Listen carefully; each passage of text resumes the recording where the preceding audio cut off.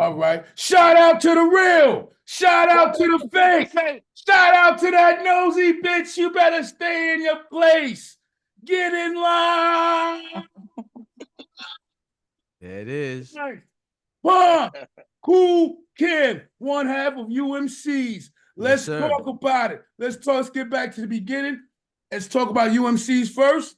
And then I want to dig into all this history and everything you got going on now. Bet to that. So where y'all want to start? You want to start at how we met and all of that? Yeah, tell us how you met, and then I want to know what happened after that. Yeah. So me and boy met at like at 16 years old. He was working at Statue of Liberty. You know what I'm saying? Ran into him on a ferry boat because it's two boats. You take the Statue of Liberty boat, then you take the Staten Island ferry boat to Staten Island. You know what I'm saying? Fifth Borough. And I see looked like he was writing rhymes. You know what I'm saying? And I was like, oh, something writing rhymes. At the time, I was trying to do my big one too. You know what I mean? And I was with another crew, but these cats was like they wasn't serious. You know what I mean? And I knew it. You know, it was like, these cats ain't they not serious about this for real. Mm-hmm. And some was like looking at me all like, keeping it close to the vest type of thing. You know what I'm saying? And I'm a gregarious dude, man. So I know I make friends and stuff like that. Me and him became fast friends, and it was a part of a larger crew called Universal Stepping Strong. And at some point, we all like made the decision that my man Will, aka EMC, and my brother DJ Yakeem, they decided to do their thing, and me and Haas was gonna become so they became Stepping Strong. We became the Universal MCs, or the UMCs, you know what I'm saying, for short. And that was the beginning, and then we just be like, 16, 17, 18, 19.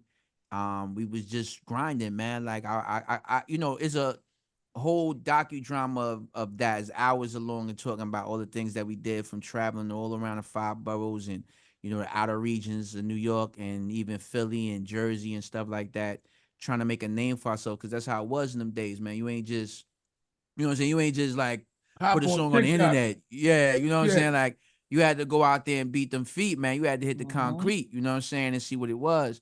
And so, we did our thing, man. And to this day, man, I have a great loyalty and love for them two young men, myself and Haas. Like, the work that we put in, and the things we went through to get to the point that we got to, being the first real hip hop group from Staten Island. You know what I mean? And we did what we could do, but unfortunately, we was on a bad label, Wild Pitch EMI.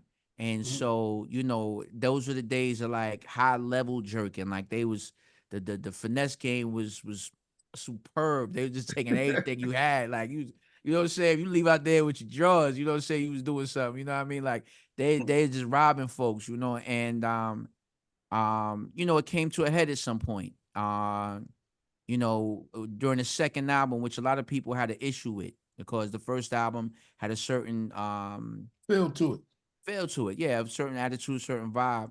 And the second album was markedly different, you know what I mean? And people felt like, like that we had, you can't say sold out, but we switched up, like we was trying to be something, right? But I was like, yo, fam, two things just happened. There's three things here about that, just to tap into that real fast. Thing number one is that if you really was a fan of UMCs, right? And I'm not knocking nobody that wasn't, just them people, but because it wasn't like the internet where you could, be abreast of stuff the way it is now. Like, if it had happened now, everybody would totally get it. You know what I'm saying? Because you would have there would be so many outlets for us to kind of bring y'all along with what was happening. You know what I'm saying? We just weren't afford that vehicle, so we couldn't articulate that to everybody well, right? Okay.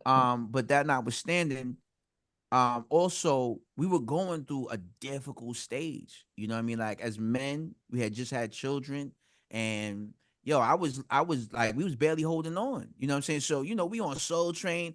I got this plaque right here to this day. To this day, you know what I'm saying? I got this plaque right here. Number one, you know what I'm saying, rap. When I got this plaque from Billboard for Blue Cheese being number one, I had to hop the turnstile, my G, you know what I'm saying, to get home. And that was back when the trains was $1. you know, and the ferry was like 25 cents. And I had to hop them bad boys to get home. So that was the kind of situation we was in. And I think that people don't understand, like when you a person that doesn't have to be nice, right? And you don't have to be kind, but you endeavor to do that because you know that you raised well. You want to honor your parents. You know what I'm saying? We both were single mothers was raising us, doing what they could do to make sure that me and him had what we could have in this world. You know what I'm saying? Despite all obstacles and odds. And so you trying to represent that to the highest level. We came from a type of hip hop that was enriching. You know, we had from the great tradition of the Jungle Brothers and De La Soul and Tribe Called Quest and Lakim Shabazz, Public Enemy and Run DMC, artists that were making amazing music, but it wasn't like striving to glorify the worst of us. It was music that was, you know, striving and calling to the best of us. You think about like Brand Nubians and or before that when they was called Masters of Ceremonies. You remember when the crack epidemic was on fire? They had songs like, yo, crack, crack, crack it out. Hey, yo, man, what up? Did you hear what sis said? No, crack is the word. I looked and shook my head and said, you mess with crack, it better be while I'm dead. Because if I ever catch you, I'll punch you in your head. Like, we was on that time. So people forget that that's what we was doing in hip-hop. Cass was ministering each other. I wouldn't say ministering, but we was being fathers to each other. You know, giving each other right knowledge. You know what I mean? And so, you know, we strive to be that type of group. You know what I'm saying? We, you know, and so we thought that that was what we should do on some honorable shit, you know what I'm saying, to put it bluntly. And you know, but you can't, like, you know, when you don't have to be that way and people play with you when you're that way, it hits different. Like it's a more of a, it's a very strong, like, wow, yo, what? Like, wow, you know what I'm saying? And so, you know, when, you know, without getting too deep into it, only for the sake of time, right? You know, one day the record label president, while we were really trying to get some level of our merchandise and our publishing back from him so that we can, you know, make some money, you know, and be able to go and move in groups. Like, you know, listen, man, this is a business issue. This is not a, yo, we want to go out here and trick. This is a, we need to, you know, you need to facilitate us the opportunity to do things that will help sustain the group, and that when we're present, when we can be present, and when we're present, we're marketable and we look like we're doing something. You know what I mean? Like we, you know, Wild Pitch is the broke rapper label. You know, everybody just, you know, humming and bumming. And you know, Stufan really wasn't tapping into that. And he literally did this thing like well, it's not Queen Elizabeth, but you'll know what queen I'm talking about in a moment, when she's like, let them eat cake. So we're like talking about this, and he comes to the studio with a cake, but he's not coming to the studio talking about this publishing, B. And you know, that's fucked up. it's crazy. You know what I mean? At the time I was living in an apartment with two windows and they were both facing each other. Like this how like kind of shit was going on. Like, you understand what I'm saying? It was crazy. And you know, that was the straw that broke the camel's back. And so, you know, unfortunate for him, you know, it was unfortunate for him. It was very unfortunate for him. You know what I'm saying? So he ended up being in the hospital behind that. And was it when yeah, ain't nothing to laugh about, because you know why I said it. Yeah, you end up in the hospital behind that. I like that. You know, yeah, well, you know, that's how it was, but you know, in them days. But you know, I regret it I don't regret him getting what I ultimately think he deserved, right? What I do regret, and I say this because it's important, is that regardless to how right we might have been or how justified it might have been or whatever, right? It doesn't change the fact that that was an emotional response to an intellectual problem. And so you know, we end up getting blackballed, you know, and a lot of people don't understand what blackball really means. It just means that, yo, collectively people just stop fucking with you. Yeah. You know what I'm saying? Like they knock on, you know, the record labels start giving you the cold shoulder, you know, the larger label, which was EMI at the time, and you know, they all of a sudden, you know, now they got a new group, Arrested Development. They putting all they, you know, all they stock in that, you know what I mean? Which was their intent anyway. They just wanted to learn how to use hip hop, how to do hip hop, and they learned it from Stu. And then, you know, they didn't really care for none of the, you know, notice after that, well, you have to be there for that, but after that, none of the groups from Wild Pitch did well after that. You know what I'm saying? Because they had learned what they needed to learn. And you know, that's how it was. And so, you know, so it is also this thing like, and it's something I know now as a grown man, I science that out, you know, when you're like the smiling guy, the cool dude, right? It's more offensive when you stand up for yourself than the bullying. You know what I'm saying? Like the bully could be bullying, raising hell. Cats be like, oh, that's just how he is. You know what I'm saying? But when the nice guy turn up because he like, yo, man, enough, man. You know, all right, yo, you playing with me too much. Enough now. You know what I'm saying? You go up somebody's head or something, then it's like, oh my, he looked crazy. My God. Yeah, like, he looks crazy. He's the crazy one. Yeah, he's crazy. Yeah. Like, and he like, and I see that, you know, like I, you know, raising my kids and watching them go through school and stuff like that, having to deal with like, you know, little bullies and stuff like that. But you know, I taught my kids to be, you know, warriors. So, you know, my two sons, like, yo, we fight, yo, let's go, like, get right. You know what I'm saying? Like, don't let nobody, you know, I'm 5'8", so I'm not like, you know, I gotta definitely be on my Napoleon shit. I'm not playing around. I ain't let nobody be bullying me around and shit. You know what I'm saying? So, you know, I taught my kids that way. And then what would happen was, you know, the teacher being neglectful because they don't want to deal with the bad kid. They putting the pressure on my kid to endure. And I'm like, nah, we not enduring, yo. We you know what I'm saying? If you ain't gonna do nothing to check this kid, we gonna check this kid. You know what I mean? But then they'll lose their cool when we did something. Right. You know, and that was really the you know what happened to UMCs. Like people lost their cool when we did something. But it was like, yo, you know, it's like, you know how somebody be arguing on the streets with somebody. And he like the whole time, he like, yo, son, I'm telling you, stop. I'm telling you, yo, it's gonna be a problem. So whoever it is that he arguing with, like, yo, I'll punch you in your face. What you you know, wilding out. And so like, yo, I'm telling you, my man, yo, I'm telling you, yo, I pow, knock him out. And then everybody be like, yo, where was y'all at this entire time? I was telling y'all to, I was telling son to chill. Y'all should have intervened then.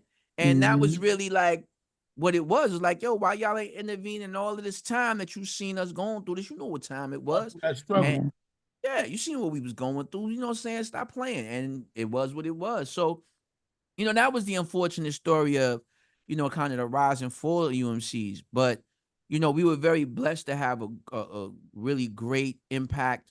A lot of groups are very much inspired by UMCs. And, you know, we had a hand in shaping a lot of things that went on. Although it's not often talked about. And I think there's a reason to it. But, you know, it's not often discussed. And you know how that is too. Like if you're not the thing du jour, you know, the flavor of the month, you know what I mean? They're not going to talk about you in the magazines or whatever.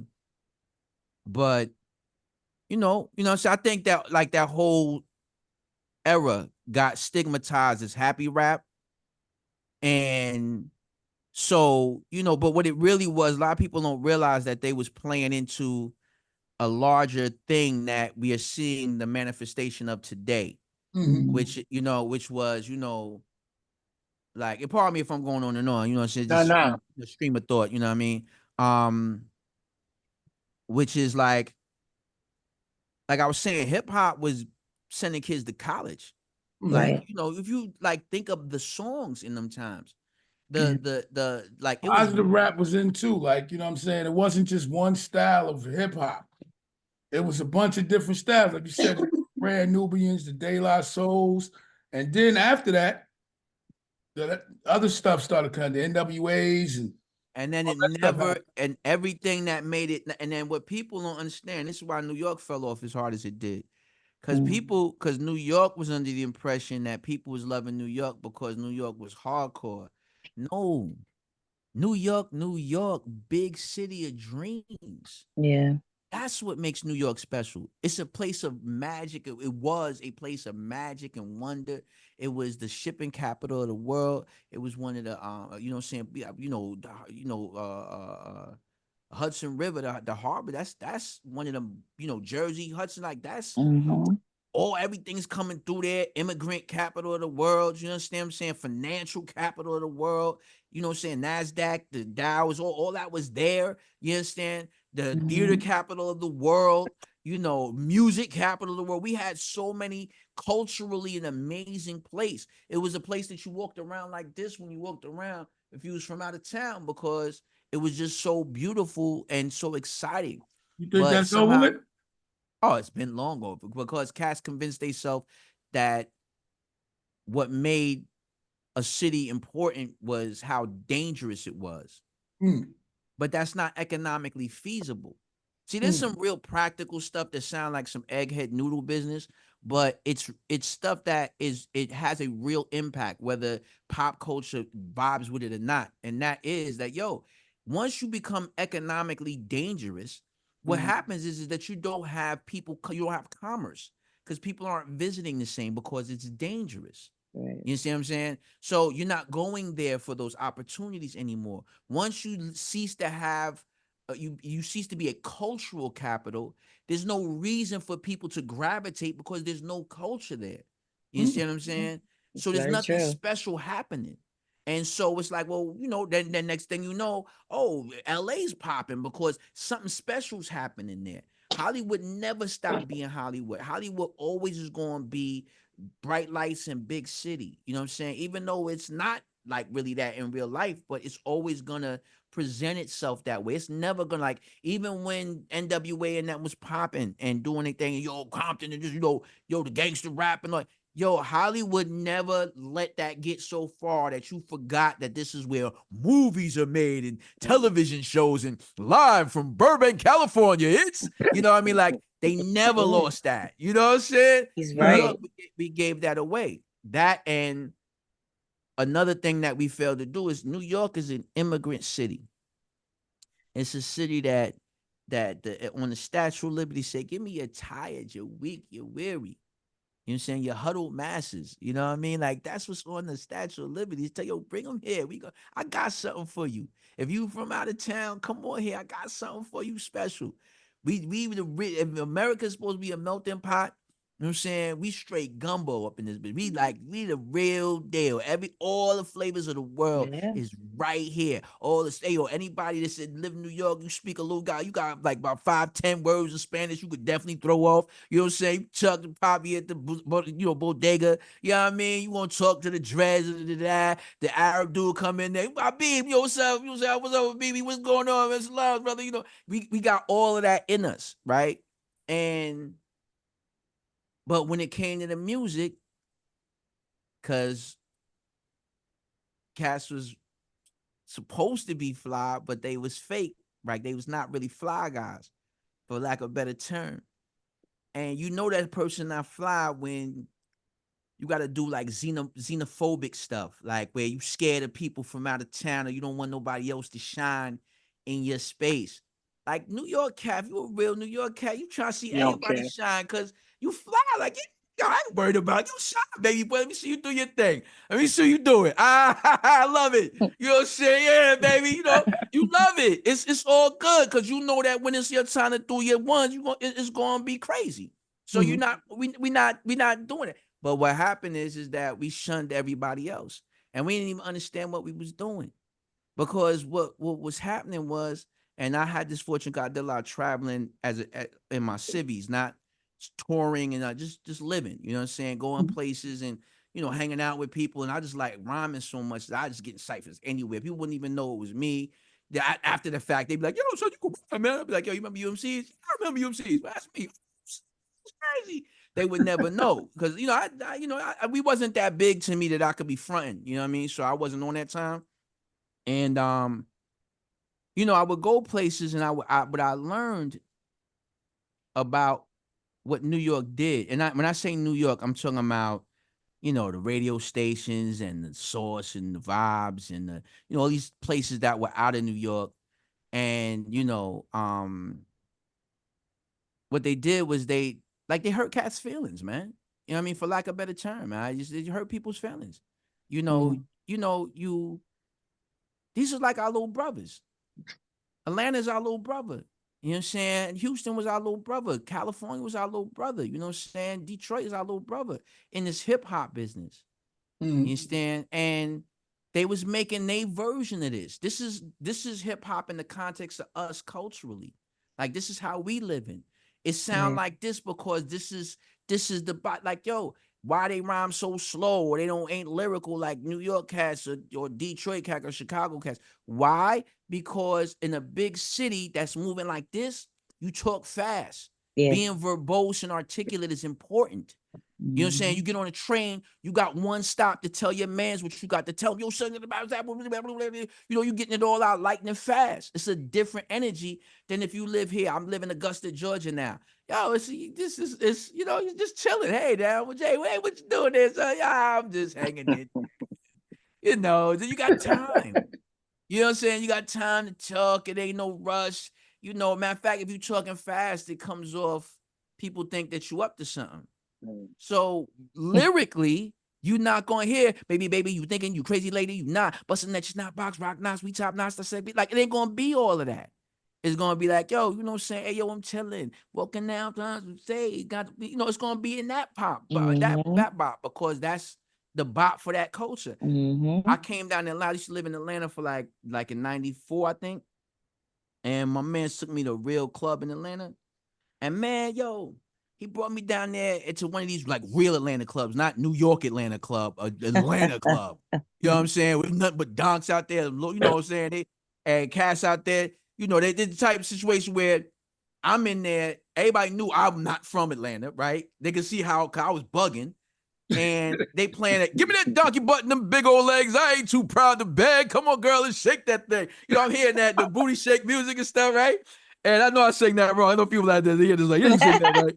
But, you know, that's how my mind remembers it, right? And I was like, yo, I hated booty shake music at the time. Loop type of hip hop. Like, it's whack. It ain't lyrical. But when I went down there and I saw how they was rocking, impacted by it, yeah. I said, oh, I get it's a cultural context I was missing. When I was immersed in the culture, the music made perfect sense.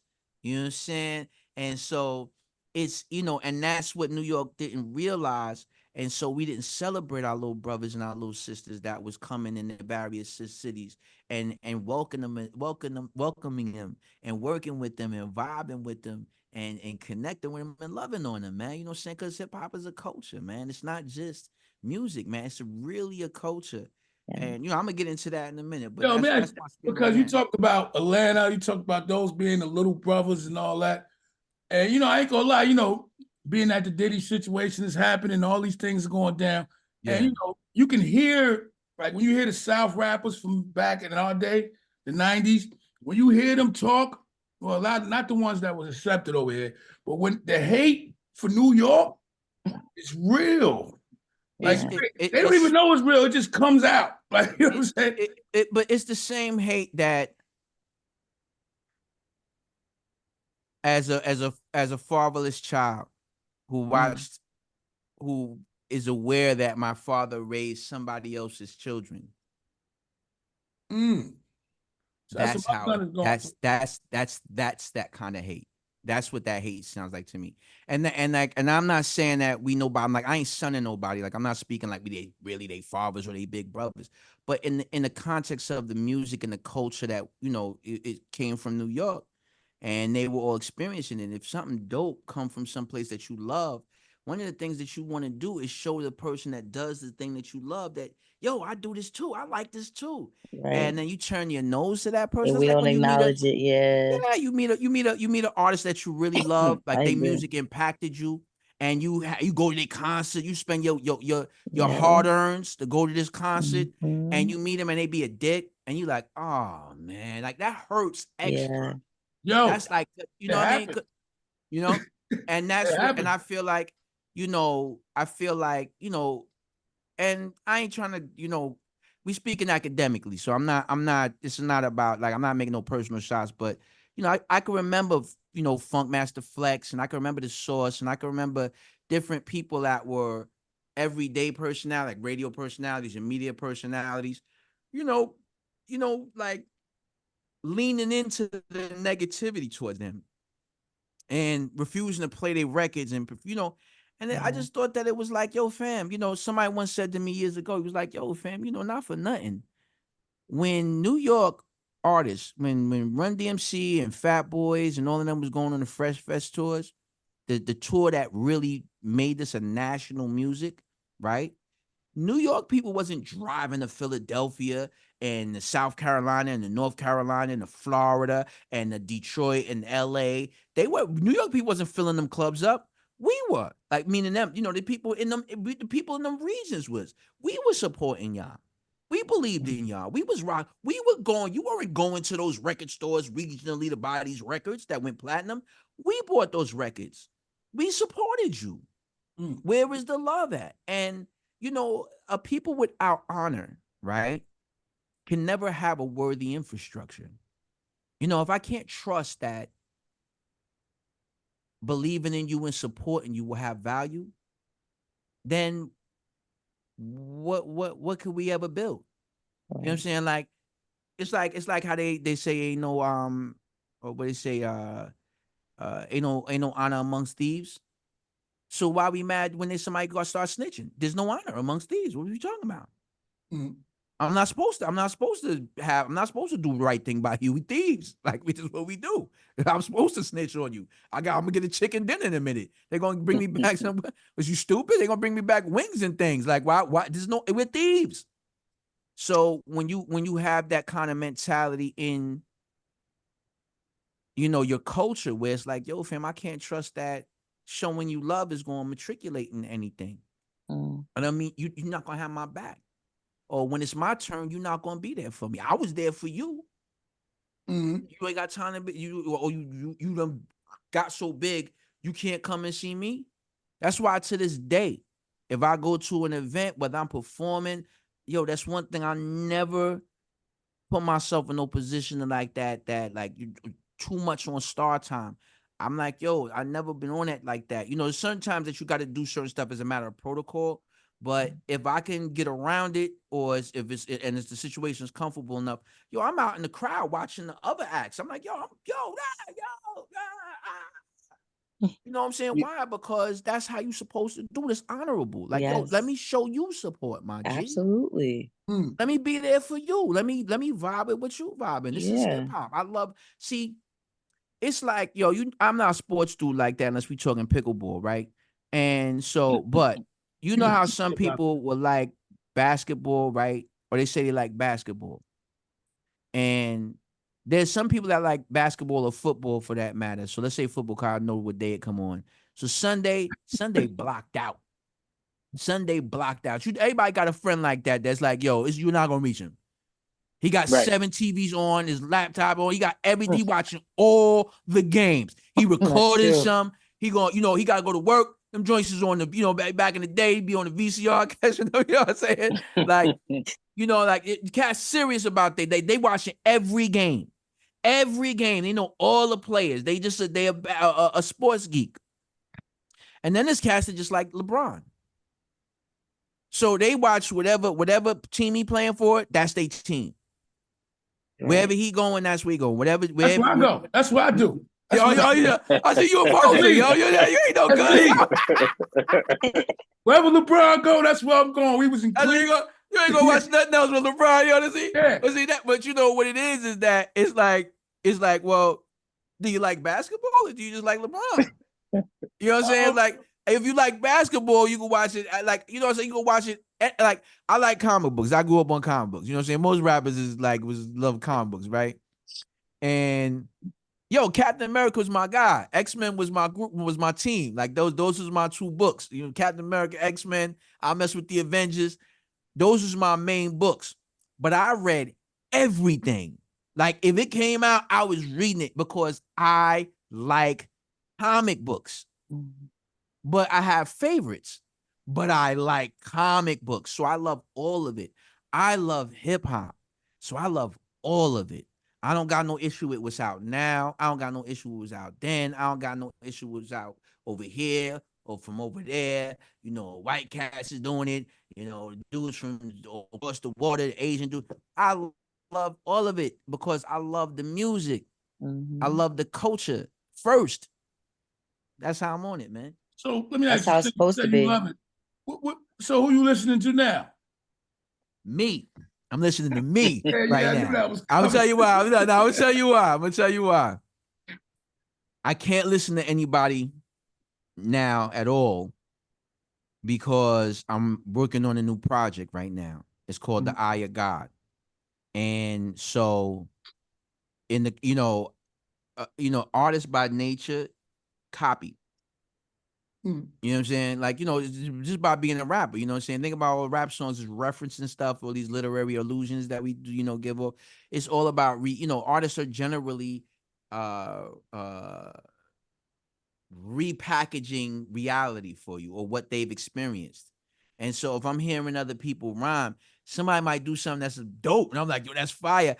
By nature, I'm gonna want to do something like that because it was dope. Now, artistically, I'm veering towards that, and I can't allow myself to do that. I need to be able to stay in my own pocket. You know what I'm saying? And so, right now, in this project, man, is a segue to that. It's called The Eye of God. And why'd you title And it that? why I title it that? Like the eye in the sky type thing? Yeah, it's the eye, the letter I. But there's a cosmic phenomenon called the eye of God. So it's this big mass of stars and nebula and all that type of stuff, and it looks like a giant eye, right?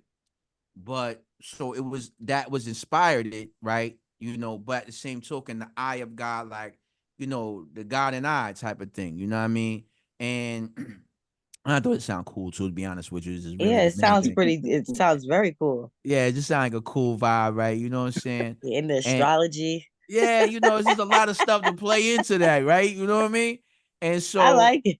yeah, thank you, because I thought it was dope. I was like, I was gonna go with that or Heavenly Sword, but somebody else had used that, and I Heavenly didn't. Sword's fire too. Yeah, you know what I'm saying? There's a video game called The Heavenly Sword. I always thought that name was tough. I was like, I would use that as a song or something like that. But so what happens is just to see how tell you how I got to this point was that so for the last 4 or 5 was 2019, I put out this project like an EP called Demo Music, because my thoughts were like, yo, I love demo music. Like, I love when the music is like a song is a demo. That's when it sounds raw. Like, you know what I'm saying? This is the roughest, you know what I'm saying? Like, it's just sound the best. You know what I mean? Like, have y'all ever heard Lottie Dottie, the original The tape? cassette, yes. The cassette tape. So you heard the one with the Vanessa Williams verse. Yes. Oh wow. Okay, all right. That it sounds way better than a record. Correct. I agree. Treat them like a prostitute. They did that same night on that tape. Sounds way better than a record. Yes. The record's crazy. That's one of my favorite albums of all time, right? The Great Adventures of Slick Rick. But to hear the cassette tape, it was grimy. Yes, it's like grit. Yeah. Oh my God, yo, it's you heard? And so I really, I love demo music. So I was like, yo, I'm gonna do a joint called Demo Music. I'm not gonna go heavy on mixing it, none of that. I'm just going to just be rhyming over these dope beats, boom. And just as I was ready to put it out, I had ready to put the first single out, and COVID hits, bomb. Everything shuts down. Everybody's trying to reinvent, like, how you gonna do what you're doing, that. So I started like figuring my way around the internet, Instagram in particular. And I started doing like this thing called Collab Lab, which was like, yo, I was just reaching out to cats, like, yo, let's get online and just do a collab real quick, like, bob out. And I started to like kind of slowly gain people's favor, because one of the things that I had realized about myself in the music business is because UMCs was from Staten Island and we were kind of segregated. So we didn't have a chance to create relationships with other artists, really. You know what I mean? Like, we were engaged with a lot of people. We had influence on a lot of people. But in terms of like, rubbing elbows, rubbing shoulders or whatever, you know what I'm saying? We didn't have that opportunity, which I'm gonna speak to that in a second too. As you mentioned the Diddy thing a minute ago, thank God for the prayers you don't answer type of thing, right? So, but we didn't have that chance to really network well, you know what I mean? And so I didn't meet but a few people. And so I was doing the collab lab, it was giving me a chance to meet people. But what was happening was I was discovering a lot of people were aware of my lifestyle stuff that I was doing. Like, when I do my renovation, I'll be sharing the videos and me doing stuff, and me and my wife gardening and stuff like that. I'll be sharing our garden adventures and building this garden up. And people got to see like the house I live in now. I bought it for $8,000, but it was just a shell of a house, and I taught myself all of the all of the trades. You know what I'm saying? Except for HVAC, which behind me is my split air conditioning system that I'm actually gonna do. So after this, I will be able to do all of the trades in a minute because I'm gonna install that in a little minute. But Wow, that's um, awesome. I would run into artists every so often when I would go places because I'm not really the one of them dudes to be popping up and anything. So when I do, people do see me, they bug out because it's like I'm seldom seen, right? And you know, I remember one time I ran into Master Ace. He was like, "Yo, what's up, Gardner?"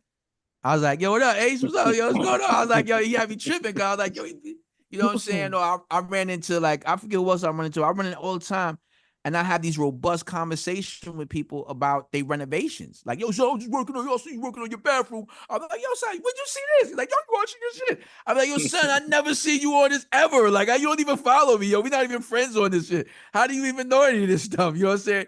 But cats be really interested in it. And so long story short, I started developing relationships with people using the internet. And so then I started doing these things called 1 minute takedowns on Instagram, which got real popular. And I would just do, making fun, having fun with hip hop. You know what I'm saying? Like, yo, I'm enjoy it. My old moms have said to me in recent years, about 3 years ago, in fact, around COVID time, maybe, or right before it. Every so often I'll check in with her, like, yo, make sure I'm not giving her the we call it the jailhouse rock. If you're familiar with the jailhouse rock, like from the citizen perspective, it's like son get home from a bed and hit you with the so what I'm endeavoring to do right now is say I'm applying for various opportunities for employment so that I can then matriculate that into an opportunity to then seek school. You be like, all right, my man, all right, yeah. All right. I just like, come on, stop, say, what you want, man? What you want? You sweat or something, yo, what you want, man? They be trying to beat you in the head. And I'm like, yo, every so often I check to make sure I'm not bugging because my obsession with being an artist and being a hip hopper and my love for it, as the leader of my household, it has a direct effect on my kids and my wife. Mm-hmm. And I have to be mindful of that. You know what I'm saying? Like I got to check in every so often. Like, yo, I asked my wife, like, yo, am I bugging? Yo, you sure if am I, you could tell me, like, am I bugging? Am I, she's like, nah, yo, you doing your thing. You did, And so one day I was talking to my mother on that same tip, like, yo, I'm not trying to sound like I'm crazy, man. Like, I'm just, I feel like, I feel like I'm supposed to keep doing this. You know what I'm saying? And she's like, look, son, a lot may happen for you never to really do it. Like you can do it, but you're not gonna never be like the number one. But that's okay because you can still do it. She said, yo, listen. She said, look, son, you married your wife, you raised your kids, you literally built them a house. You heard? You're a man. You did your thing. Period. Enjoy yourself. She said, yo, as long as you're having fun, if the minute that it's not fun, don't do it. But as long as you're enjoying yourself, keep it hip hop and represent. My boy, sis, my mom told me to keep it hip hop, yo. Keep it hip hop. What? That's dope. Like, yeah. my old mom told me, niggas can't tell me nothing that. Nope. So that was it. Like that's it. Like now I'm like, yo, that's it, yo. That's y'all. Whoa, watch out now. That's amazing. So I was like, yo, I'm going all the way in, right? And so I was doing these 1 minute takedowns, just having big fun, doing my thing, and people was really enjoying them. And I had earned enough movement that people talk about me now. You know what I'm saying? I'm in the conversation, after all this time, not as the UMCs, but as Kool Kim, and people are knowing me, Kool Kim. Yeah. You know what I mean? Not NY Oil, who I was for a time, not the UMC kid, you know what I'm saying, the blue cheese dudes. No, Kool Kim. And so I had earned enough favor because I believe that you have to earn. Like it's not about who I was, it's about what I'm doing now. Mm-hmm. And what am I capable of now? Every day you gotta earn it. Like, yo, every day I gotta earn my wife's love. Every day I gotta love on her the right way so that she is happy and and she feels loved and she feels like I'm for mine. And I gotta earn my kids' respect and I gotta earn my mother's love and respect. You earn that, yo. You earn your Mhm. friendships. You earn your associations. If you stop earning it, you start losing it. They fray because you can't be complacent in Taking your advantage. relationships. Yeah. All right. Well, people's like, yo, you got because the main thing in a relationship is the care and try, Mm-hmm. right? So, I was earning, you know, my name in the now time. And one of my peoples reached out to me like, yo, son, you need to drop a joint, man. You gotta do a joint now. It's that time, my dude. It's that time. And I was like, you know what? All right, man. You know what I'm saying? All right, let me do that. And I said to myself, yo, let me see what love is out here for me. Yo, fam, I have to say it, man. Like, I am so humbled. You heard? And Allahu Akbar, God is great, man. Because right before my man had hit me up, I was kind of like, I was like, yo, man, all right, man, you know what I'm saying? This ain't really, the algorithm is a game of dice. I can't keep up. I'm starting to lose. I can't keep up with it now. It's too much maze and hoops and loops to jump through. You know what I mean? This is getting crazy. And, Feel the same way. I'm 53 years old, man. Like, how I look, you know what I'm saying? Like, all that started to kick in. And I was also like just feeling like, yo, I was also in a space where I was like, yo, I was praying, you know what I'm saying? I was like, yo, God, Allah, why, I know,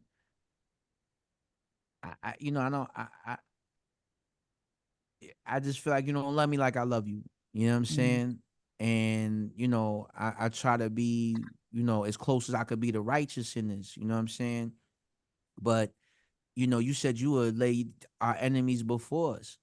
You know what I'm saying? Like you said that you would rise us up in the face, like yea, though I go, yea, though I walk through the valley of death, I feel no evil, for God is with me. Like like you In front say of your stuff like, enemy. yeah, you said you was gonna do that, Mm-hmm. and really all I've seen is that the wicked prosper and the believers struggle, and I'm not gonna turn my nose to you, and I'm not, but I can't, you know. I see.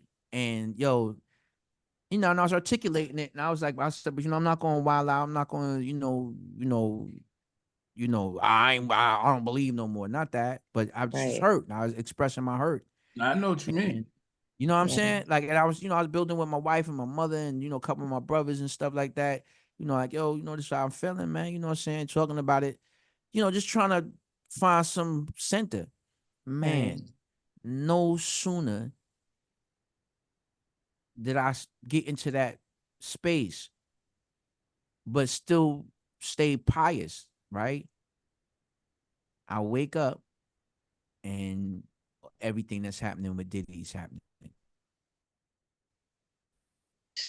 And I think to myself now, I think of the 16-year-old kid, the 19-year-old kid that came out under Wild Picture Records. I think of the times that how badly I wanted to be on, how praying Oh, that God would place me in those rooms with the people that could help my career flourish.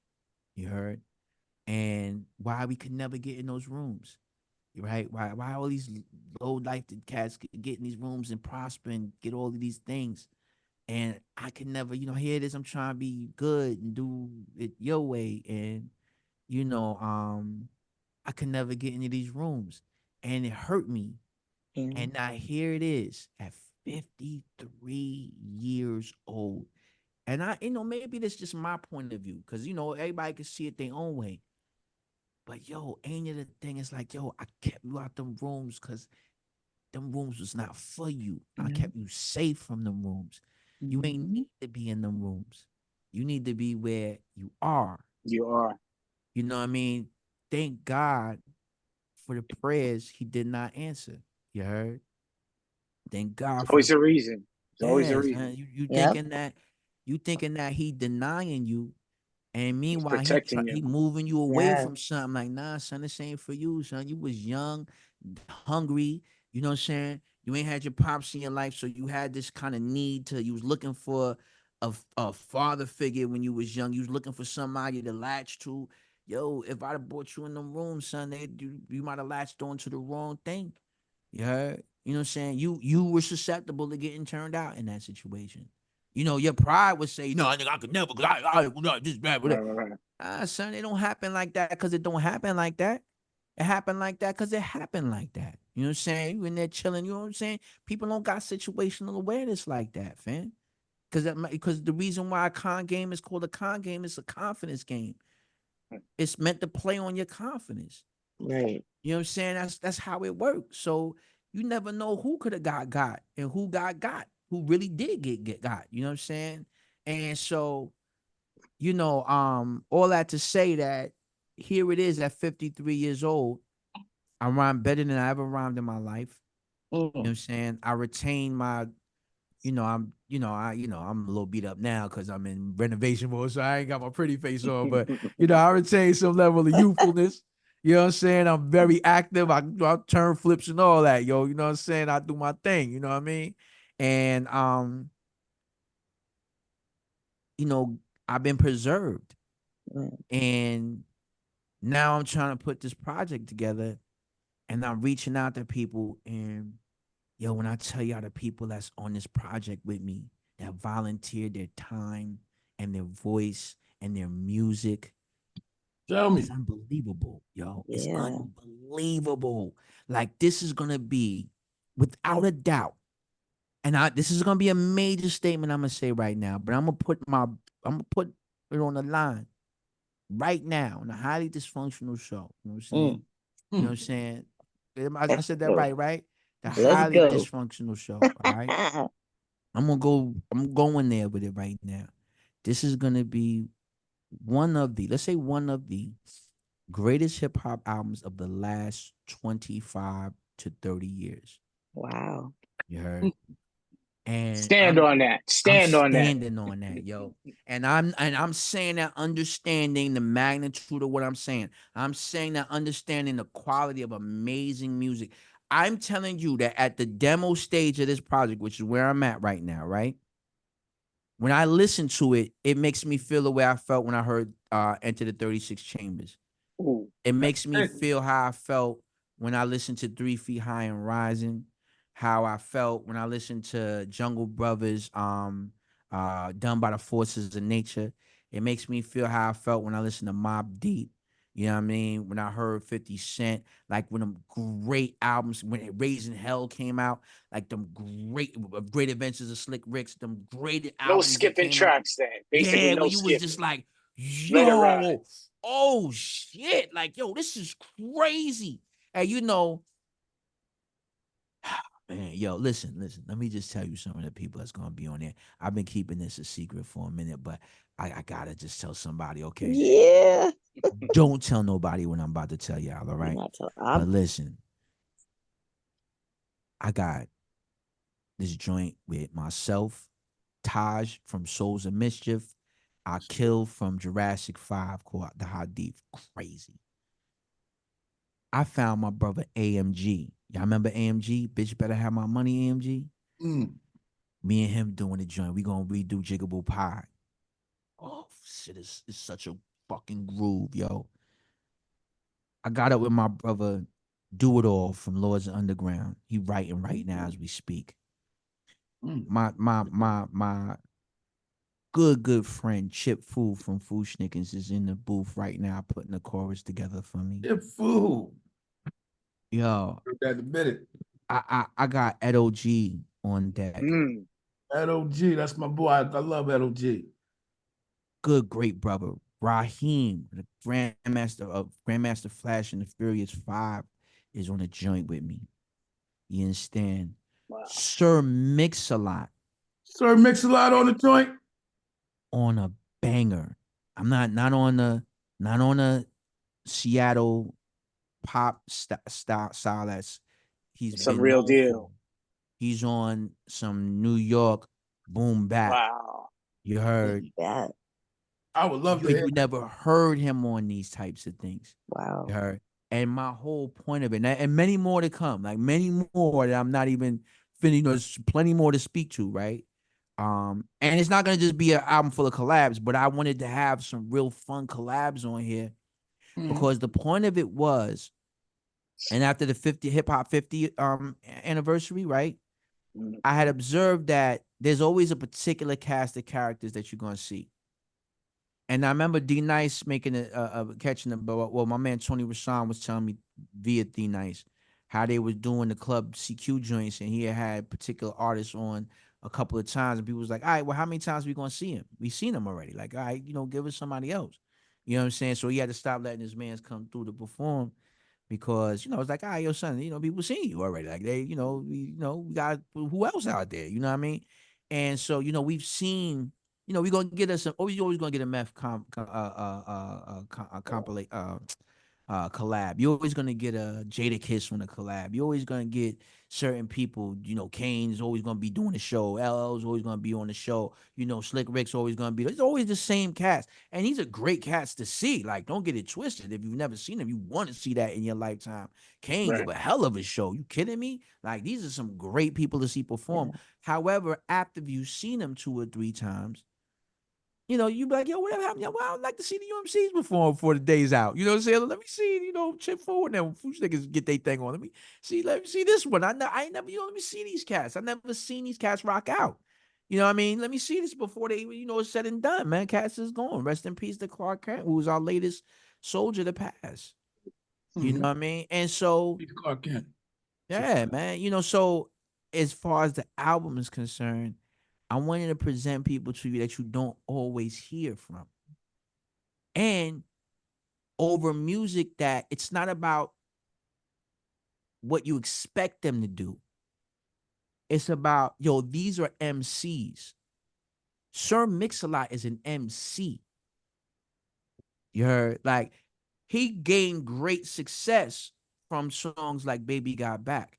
Mhm. But let's not forget, he's like the African Bambaataa, or like that very much pioneer cat for the Northwest, Seattle. Mhm. So what you're hearing, if you listen to him, this culturally contextual, he been banging for years. So to have an MC of that caliber, is huge. Now, for me to say, I can hear my posse on board, rolling down the highway, I can hear that over rolling, I can hear it. And I'm like, that's gonna sound crazy. And guess what? Worst case scenario, right? It's something different for a change. Right. And I think that just for that reason alone, it's gonna be one of the greatest albums of all time. Yeah. Because when is the last time you listened to an album and heard something different? That's a long time. You know what I'm saying? Decades. I can't even remember the Oh, last wow. time. Now that I think about it. That's some serious to consider. Like, when the last time I really heard something was like, that's different, son. Like, that's a different approach. That's a different, he rhymed about something that I didn't really hear people rhyming about. Yeah. He approached, his prose is different. His flow is different. His sound it's different. And it's done amazingly well. Because there's that. I'm dope, like, I'm really, really a dope MC, and not for braggadocio purposes, because I really, really, and anybody that feels like I feel will know why I'm saying this and why what I'm saying is actual fact. If you don't know for yourself from hearing me rhyme, right? If you don't know for yourself from hearing my 1 minute takedowns and people that know that I'm a top tier MC, right? You should know because of what I'm gonna say next, which is I really, really, really like rhyming. It's fun, yo.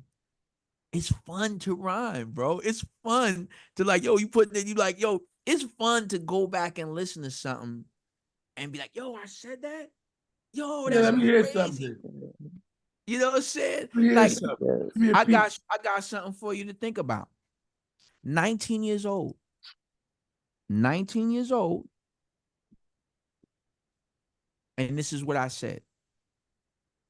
Apprehend my method. My method is apparent. I see clearly this world's transparent. So I reach down deep, deliver salvation to the hands of the weak, the meek, the mild, then tame the wild. Cause that's how I'm styled. The wizard of rhyme. My symbol is AU, in layman's term gold. So watch me shine through.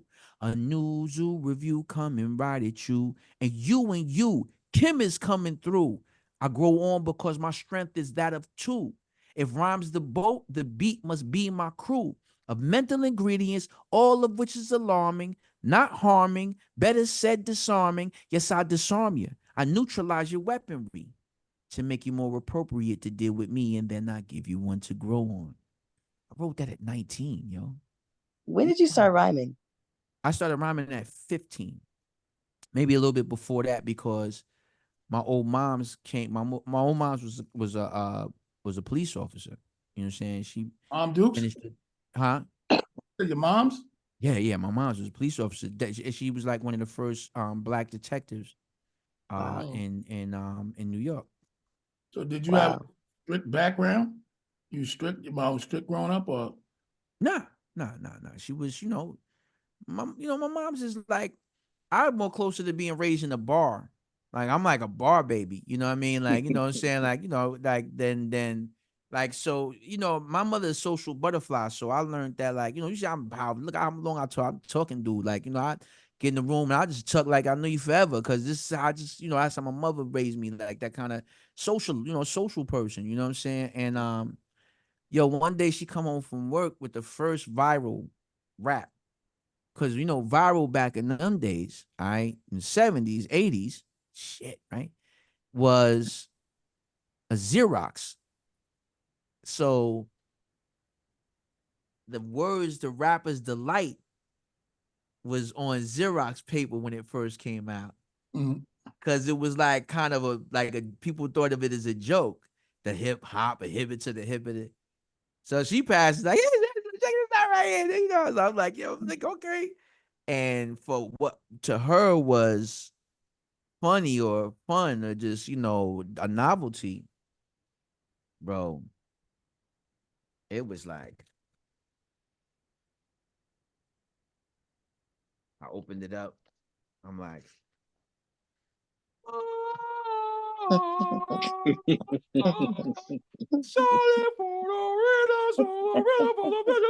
Sean, that shit was the exorcist for me, yo. I was in the what? It just was like the sacred tomes, yo's words flying off the page, and that was it, yo. That was it. That was it. That was it. And it just I just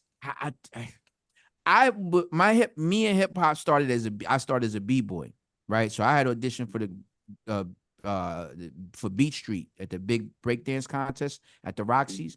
I was there. I was even on the news about that, right? You know what I'm saying? And I'll never forget that because I came home and everybody had seen me on Channel 7. So that was my first time, like, dude, I was like my 11 years old or something like that. I don't remember how young I was, but I was a little guy then, you know what I'm saying? When my big brother went and shit, you know what I mean? And we ain't make it, but we tried though, you know what I'm saying? We got the round two, you heard? Um, and so that was how I was in hip hop. But when I heard rhyming, that was it, man. That was it. Like you couldn't tell me nothing. Like I just loved it, man. I just love it, man. Like to be able to say what you mean, you know what I mean?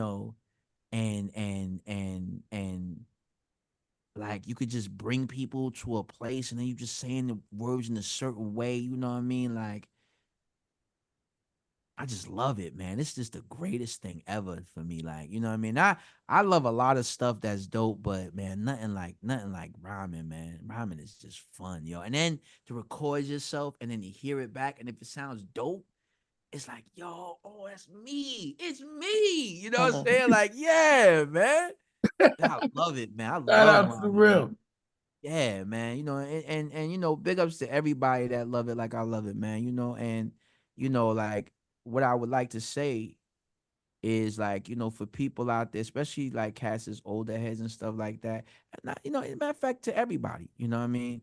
You remember that point, like in I couldn't even say like what year it was, but it was like the backpacker days. You know what I'm saying? Like everybody be up in Washington Square Park heavy, you know, going lyricist lounge parties, you know what I'm saying, all that type of shit, you know what I'm saying, like just real ciphering, or everywhere you went is a cipher, you know what I'm saying, you know what I'm saying, and you know, cats just smoking and ciphering, you know what I mean, and you know, like that was life for a minute, and there was a point where like everybody had a hot 16, like I don't care who it was, everybody had at least one verse in the chamber Just just in in case. case that day came, like where it was like, yo, this cipher's too good. I gotta say my rhyme, yo. I went to the store and I got my, and then everybody wild out because you hit your boy like, oh yeah, this big one, yeah. like, like, like, yo, that's special, man. You know what I'm saying? Like that's some really fly shit. You know what I'm saying? And so my experience with hip hop has not just been like the star thing. It's been community and culture as well. And so, you know, I'm on that, man. Like, you know, to this day, I do an event. I actually started it last year was the first one, and this year was the first annual one called Beats and Bars Barbecue. So every year, like I pick a project to do at my house. Like last year I had built this studio. And so I was so geeked up from building the studio, right? And I was sharing the process with everybody, right? So I was feeling it so much, right? That I just invited everybody to my house. Like, yo, come to my, you gotta come through. I'm gonna do an event. Beats and Bars, invite y'all to my house. We gonna get it in. And cats came. Yo, cats drove 13 hours. Wow. Yo, from all over the place, flew in, came to my house. Nice. And we had time legendary fun, yo. It was so much fun that I have to be cautious of how I speak to it, because I don't want to be tearful about how beautiful it was. You know, when people come to your home, good people come to your home, you know, that energy is in your home Yeah. Yep. forever. You know, you walk through your home, your memories. Now you remember when so-and-so was standing there and the jokes I was telling, or the conversations that was had, or you know, and then the thing is that as an artist, right? Because my experiences aren't as vast as some other artists, I really like enjoy like living vicariously, having the experience through people. And so, you know, when people that have been with you for 30 years, okay, they've been with you since your first songs, yo. Yo, son, I remember that first joint y'all did. What, Blue Jays? Like, no, that one that you so rough luxury records, that the invaders in my fruit basket. That joint, you like, yo, you been that long, and now they're in your home, yo, son. And then they're telling you that their stories about their life in the context of your music. Wow. You gotta realize, like, yo, son, like it's not. Like, yo, son, like I talk. I know I'm like, you know, I'm a tugging ass dude, right? So, you know, I say cats ain't get a word of that rise in this interview, right? But what it is that well, I can't listen. I'm self aware, but it's just I'm what it just is. here. You're doing You know what great. it is, though, fam. Is like I know a different part of hip hop that we don't talk about a lot. You know what I mean? Because it ain't whatever. It ain't dangerous and sexy, and but it's love, man. It's fun. It's It's authentic. yeah, man. Like, yo, fam, you know, I be talking to cats and they be like, a cat will come up, run up on you as an artist, as some people do. Yo, son, I know you digging nothing, but yo, I'll be like, yo, whoa. Let me stop you there. Let me stop you right there, King. We men. We men. You're not on my dick, yo. You are my dream come true. You think meeting me is something. No, meeting you is something. Because, yo, King, I used to beat on the lunch tables at Curtis High School. I used to beat on the classroom tables in art and design and rhyming with Kwame, who was the cat that got me to write down my first rhyme, because he was so dope to me. I had to come back the next day with something crazy. Mm. And I dreamed of a day where someone would give a shit about the stuff that I was writing. I dreamed of a day where I can sing these songs and someone would know them. And here you are. The person that I dreamed of is right in front of me right now. Now, you're not on my dick, home team. You heard? That's not even what that is. It's not the power relationship between us. You know what I'm saying? Like, yo, this is a great moment for both of us, B. You heard? You know what I mean? And so I have this event. So last year was some, and you know what? And here, I'll show you how, you know, when you spirit led and how shit work when it's right, right? I threw the event a barbecue. I called it Beats and Bars Barbecue, right? I can make up something off the fly quick, right? So I'm slick with it, right? So I was like, oh, Beats and Bars Barbecue, March 28th.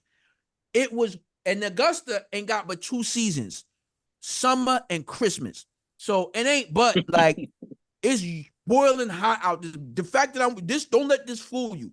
It's not cold outside. You know what I'm saying? I'm just doing housework, so it'd be like, you know, the dust and stuff. So I don't want it all over me, right? But I'm telling you, it'd be warm out here. You know what I'm saying? It was freezing outside, yo. It never been this cold in Augusta the entire time I've lived here.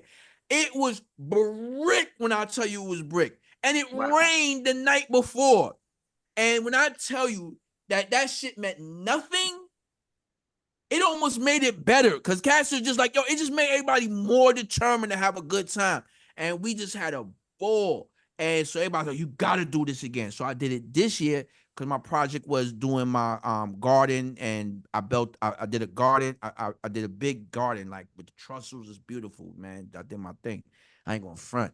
And I built a deck as a stage, you know what I'm saying? But as a deck, you know what I'm saying? And I built the outdoor kitchen for my wife, you know what I'm saying?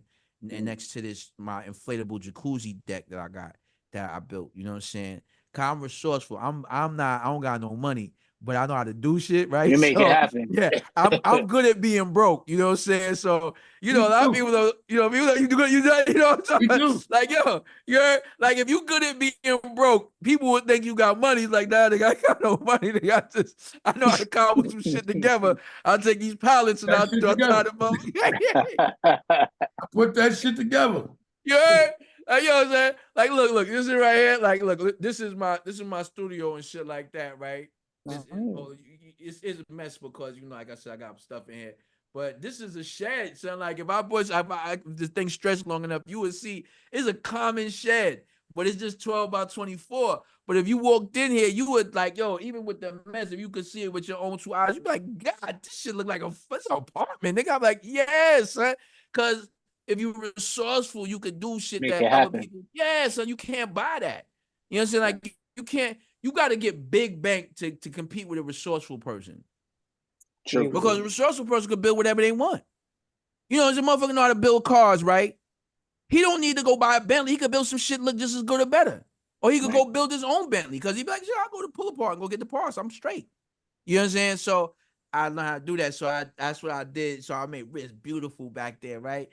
And right now it's not because I'm remodeling the kitchen. So I made a mess back there. So I gotta, you know, we're gonna clean it up. But you know, that notwithstanding, I you know, I did that. And so it was like, son, it was like Martha's Vineyard type of shit. Cause the you know, we was like, so the first, like, it's 3-day event. Friday, because everybody get in the town on Friday. So we do the kickback on Friday, right? So everybody come to the house, we just chilling, you know, just kicking back. I'm usually exhausted because I did some big projects. So at this point, I'm like, so everybody chilling, we just kicking it, you know what I'm saying? And then Saturday is when it's the full-on Beats and Bars barbecue. So my wife get behind the grill, she's doing her big one. You know what I mean? My kids, you know, adding on. My kids is grown, you know what I'm saying? So they adding on, helping out, whoop, whoop, whoop, whoop, whoop. Everybody that comes is just adding on, you know, just doing their thing. Akil came through, Dinko D came through, Mikey D came through, you know what I'm saying? Yo, Afro came through, and yo, you know, and it was much better than it was the year before because they was there. Well, Akil and Afro was there the year before. So they knew what it looked like before, which was like kind of impromptu. But this year I was right. So they was like, yo, this shit is crazy. I had the 85-inch television screen outside. on the deck. We had it set up like it was like you know how the big festivals be. They had a Mhm. the back, you know. So then everybody's name was coming up and shit. Like it was something like you. I don't know if y'all remember that show used to come on. The Little Rascals, Our Gang. You know how they used to do they shit like it was some Little Rascal shit. You know what I'm saying? But it was just mad fun, right? And yo, then Sunday is like the shutdown day. Like, you know, everybody's leaving out of town. Everybody, you know, but everybody comes through before they dip. You know, see all that, say the goodbyes, you know, last all that shit. You know what I mean? And you know, I'm cooking for everybody at this point. You know what I'm saying? And I'm on my last leg. You know what I mean? But you know, I'm cooking sandwiches. Like my cold cut sandwich game is not thrown on the grill, boom, boom, cheese is on. You know how to do. And I'm like, yo, I said, what you want, lettuce? You want tomatoes? You know what I'm saying? Like, yeah. All right, yo, go to the garden and go pick your lettuce and your tomatoes. So people go to the garden, they picking their lettuce and their tomatoes. It was just so fucking dope. cool, son. Like, it was so dope. And it was like, yo, I live humble. Like, you know, I don't, you know, you know, if you come to if you see my house right now, you'd be like, this nigga live in a shack. But I live humble, but it's not, it's just it's like, yo, fam, if when love is love, yo. I you know what I'm saying? Like, it don't take much. It don't take much. Like, and that's really what hip hop is. Like, it started started in the park. Power from the street lights made the place dark. But yo, we didn't care. We turned it out. I know a few understand what I'm talking about. That's what it's always gonna be. That, like, you could jazz shit up and make it look like this and whoop de wop and boop bing bong and put $1,000,000 in the shit. You know, But I that used to root own is still there. if the vibes is not, it's the vibes, yo. It's all about the vibes. If the vibes is not there, what we talking about? It's everything has always been the vibes. A good interview.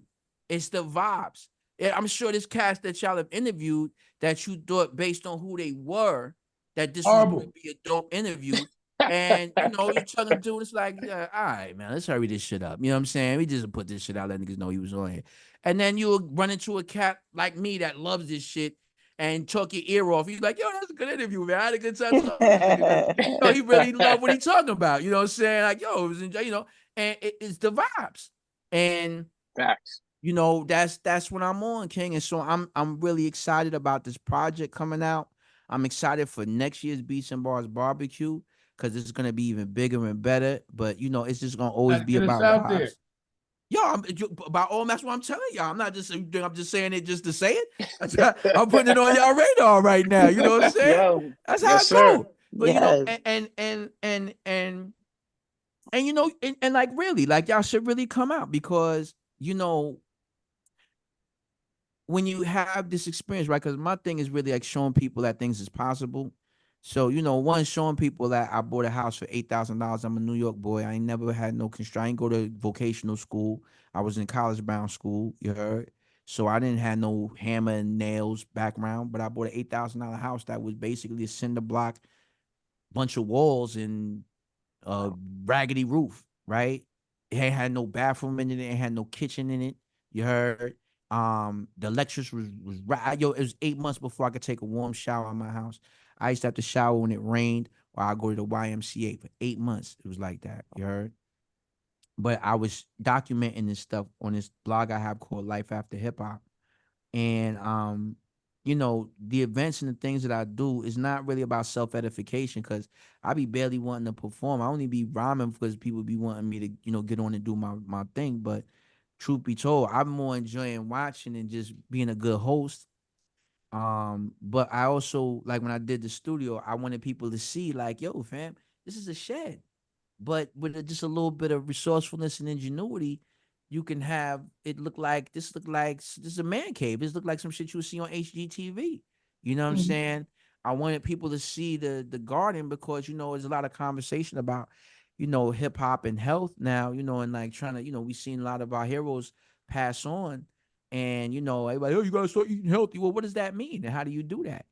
You know what I mean? And how is that even possible? So Or now when can I'm you, seeing, or can you even? Didn't mean to interrupt you, but can you even afford it? Because you know, eating exactly. healthy costs a lot of money. You You know what Right. know, I'm unless you saying? do what you're doing and start your own garden and stuff like that, and And resource when it it's out like coming that. out your own, when you literally walk in your backyard, And I wish I had done this on my phone, but my phone battery was dead. Otherwise, I'd have walked y'all around and see these things as we talk because, seeing is believing, you know what I mean? But, yo, man, to walk to your backyard and grab your tomatoes for your sandwich or grab your vegetables or grab your broccoli, you know what I'm saying? Grab your cucumbers and put them in, and your wife can them shits up and then they pickled and you're like, oh shit, I got the pickled drink. Like, and that's you eating these things. You know what I'm saying? Like, yo, that's amazing. My peppers on my green peppers, yellow peppers, red peppers, them just come from my yard. You know what I'm Wow. saying? Like, you know what I'm saying? Yeah, So son, that's zucchini. amazing. You the fruit to your label. and what's ill is that something like that is amazing. You know what I'm saying? It's just like, like this, like that would be the response to something that's so supposed to be natural to us. Right. You know what I'm saying? But we've been like pulled so far away, Lost right? that ability. Yeah. Right. So now watch Caught this. up in Same this thing with hip world. hop. Same thing with hip hop. Like, it's like now, like actual hip hop is amazing because we've been pulled away. We thinking that we modernizing and that we so on some other, we just that the technology and all like this. And it's like, my boy, you can't even, like, if they stop making food for you, like, you don't really know where meat comes from. Mm-hmm. You go to Walmart and go get you a ground beef, you don't have no idea what that is. You know what we be doing out here? We got hip to it. Yo, we just, the farmer, right? It's like 20 minutes away from us, right? Nice. $800. Well, no, I think this one is gonna be like it's gonna be like I think it's like a 1,000 that we gotta do. I think I gotta ask my wife again, but I think it's gonna be like the amount we're gonna get now, but we want to get a quarter of a cow. You know what I'm saying? So I want to farm. I want to farm all eventually. I'm gonna tell you is this. That's what I inspire for. Yo, start with some chickens. You heard?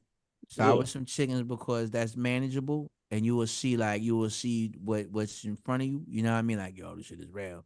You know what I mean? Because it's the cost. Like, that's the thing and that's why I be sharing with people The like smartest way to go nowadays is to see like how it play. Like, start small. You know what I mean? Like, even with gardening, it's like, yo, all right, you got a terrace. You know what I'm saying? Like, you got a front porch. You got what you got? You got a window. All right, you can start growing some peppers and some tomatoes. You know what I'm saying? Like, start playing with that. If you start growing your own peppers and tomatoes, guess what? You are self-sufficient. You feeding yourself. Right. Right. You know what I mean? And I got on that shit from Hurricane Sandy. Because Hurricane Sandy tore us up. I was living in New York at the time. It tore us up. You know what I'm saying? Like, it was a big tanker on the freaking. Yo, that shit was crazy. That shit looked like one of them like Godzilla came through. Like, oh shit, a tanker. Like, where y'all from? Are y'all from New York? New York. All right, so I'm in Florida. All right, so you would know these too. Though. You know how them big ass tankers that be going across the, you know what I'm saying? Them big, they have mad, like they bringing in the cars and shit. They be in all of the cargo things. You know how big them shits is. Them bigger than buildings. You know what I'm saying? Right. Imagine one of those on the side of the road. Be like, yo, this shit is on the street. Like, oh shit. Like, that what was going on. But what was also going on is I lived on the 7th floor of my apartment. The apartment's water is pump fed. So when the electric went out, guess what else went out? The water. Water. So guess what happens when the water go out? The toilet goes out. It don't take but one flush and it's a rizzy. If it's more than one person in the house, y'all in trouble. And if you ain't got water, you can't even flush it manually. To fill the toilet, yeah. You go and pour some water in the toilet bowl itself, it'll flush the toilet automatically. You know what I'm saying?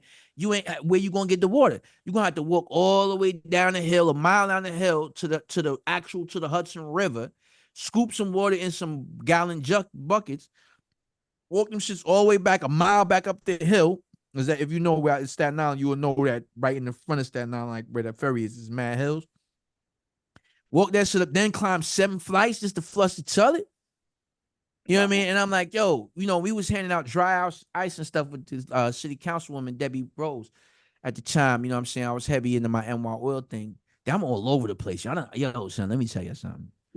I am officially talking y'all ears off right now, yo. I had no intention of talking this much. I'm going right No, now. no complaints over here. Yo, so I am going right now. Like, I'm hearing myself like, nigga, shut up. Like, I'm like, no, and then after that, because, you know, this. That nigga crazy. Like, You know, you making got our job easy. You making you know, our you got job your easy. other mind and shit is in there. Like, nigga, shut the fuck up, nigga. Like you said, how many stories you gonna tell? At one time, we went to the Yo, this nigga crazy. I don't know if I've covered everything, but do you guys happen to have any questions or something for me? Like, I don't know. Maybe you might have had something. So like, yo, you I meant to ask this nigga about this other thing, but I never covered everything. You covered everything. You talked about life. You talked about what made you proud. Your mom told you about being a mom. All the questions. It would have just been worded differently, but you brought it all out. You brought it all out, fellas. I want to make it. Y'all want to make an introduction to this interview? Yeah. Can we get to that part right? Yeah, I ain't got to say that. Good, man. Like, hey, everybody, welcome to Highly Dysfunctional with your host. That's what when we put back out, I would say, cool, kid, take it away. And it's just gonna go. Niggas let me out the cage, yo. Let me out the cage. I just went crazy. Like, yo, you remember the Tasmanian devil? Like, they just let that nigga free. He just started spinning on you. That was good. Yo, that shit is funny. Yo, y'all got any questions, man? Naughty, you got anything? I did. I wasn't. I get ready for another hour and a half. Here we go. Oh God, there was. All right, so there was a question that I did, but you kind of covered it in a way, in a sense.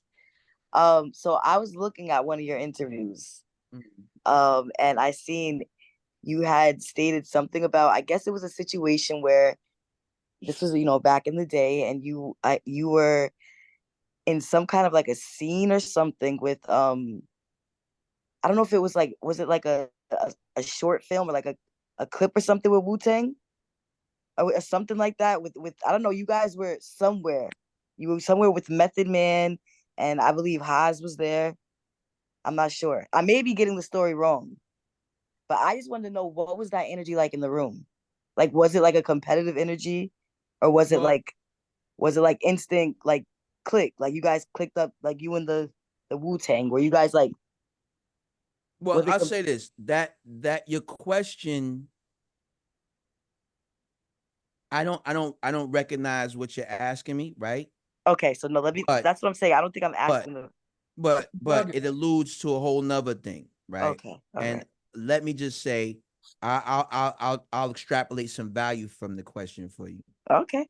Which is that, the relationship between UMCs and Wu-Tang is very unfortunate because, for my part, I was extremely proud of them brothers, knowing their background, you know what I mean? Knowing Rakim Allah, loosely, okay, but knowing him and my brother Forrest, the guy Hashem, who he used to rhyme with long before Wu-Tang. And me and Meth were really close in grade school, like fourth grade. You know what I'm saying? Like, there it is. Okay. Me and him used to play trumpet. The guy's my guy, man. Come over my house, read comics and all that shit. And I lived in what was called the New Project. So like there was like these middle class buildings. So I was like rich, you know what I mean? Like, type of shit. Niggas wasn't rich at all, but how that, like you just live a little better part of town. Niggas think you rich and shit. Like, nah, nigga, just we got terraces. Like y'all got that one terrace in Stapleton where everybody share the terrace. We got private terraces. Y'all think we rich and shit, you know what I'm saying? But but I think if I look at it in retrospect, I think that like and this is my own conjecture, you know what I'm saying? On one hand, when you come from a smaller town or a town that's trying to come up on some level, it'd be small town syndrome. And even though we were in New York borough, we still had small town syndrome, and a lot of that came from, I'm not sure if it's the JBC Force or this other group. I don't think it was the JBC Force. It was this other group, man. And I'm one day I'm gonna just write a diss record about them and just shit on their career, right? Just for shits and grins, because they had this song, and it was like, and in the song, the chorus was, Manhattan makes it, Brooklyn takes it, Queens is the whack. Staten Island, soft and smiling, and the Bronx is bugging out on crack. We're from Brooklyn, and we're cooking, and it's blah blah blah, whatever whack shit. Oh shit. Song, it was out there, and Staten Island, soft and smiling, right? That shit was like traumatic for us. You know what I mean? Because first of all, we was the forgotten borough. You gotta take a boat to get to Staten Island. You know what I mean? As y'all know, or you gotta cross the Verrazano, or you gotta go through the outer bridge, or whatever, the whatever the fuck, Bayonne Bridge or whatever. You know what I'm saying? Not Bayonne, but fuck it. But you guys, it's been a while. But all that to say, we, anybody that was black living in Staten Island came from Brooklyn or Bronx. You came from somewhere else and ended up there. Like your parents was from there and moved out there with the hopes of a more suburban life. But you had a cousin in Brooklyn. You know what I'm saying? You was trying to holler at shorties in Queens because they was cute. You know what I'm saying? You stayed your ass away from the Bronx because this shit literally looked like the ghetto. Ain't no one smiling here. That shit just looked rough. The Bronx has never failed to be as stereotypically horrifying as it looked like on Beach Street when they be doing that panoramic, like a broken building and mad bricks and old Cadillac. The Bronx literally looked like that to me, driving through as a kid. Uptown was uptown. But Staten Island was nothing. Like no one knew nothing about us. You know what I'm saying? So for Son to say that in that song, for them to say that, stigmatized Staten Island. So at that point, Staten Island was very much a beautiful place to live. But Cass got on they crazy. Like Cass started like trying to show that we was thorough. And generally you're gonna be showing that at home. And here comes the UMCs, which was UMCs was Staten Island's Tribe Called Quest. We were Staten Island's Leaders of the New School. We were Staten Island's Jungle Brothers. Like we were that for Staten Island. We were Staten Island's fun group that was national, that people could enjoy and just find endearing. UMCs to a lot of people was like little brothers or like these cool dudes that like allowed you to just have fun. And like you could be yourself. That your secret self, the part of you that you don't really could be in front of everybody because niggas be niggering. So it's like, yo, you know what I'm saying? Niggas try to play me if I'm, you know what I'm saying? So I can't even, do my fun shit because they're gonna think I'm silly. All the time. Yeah, you know what I'm saying? It's like, yo, I just want to have a good time, man. You know what I'm saying? Like, and so UMCs was like allowing that. First time you hear Staten Island, you hear it on Soul Train. When Don Cornelius says, yo, from Staten Island, New York. Yeah. From Wild Pitch EMI Records. Ladies and gentlemen, the UMCs. And we hit, one to grow on, one blue cheese is what we do. You know what I mean? And but when our first album is called Fruits of Nature. And in all our pictures, we were smiling. We not even realizing that we fitting into the trope of the Staten Island soft and smiling. How crazy is that? You know what I'm saying? And so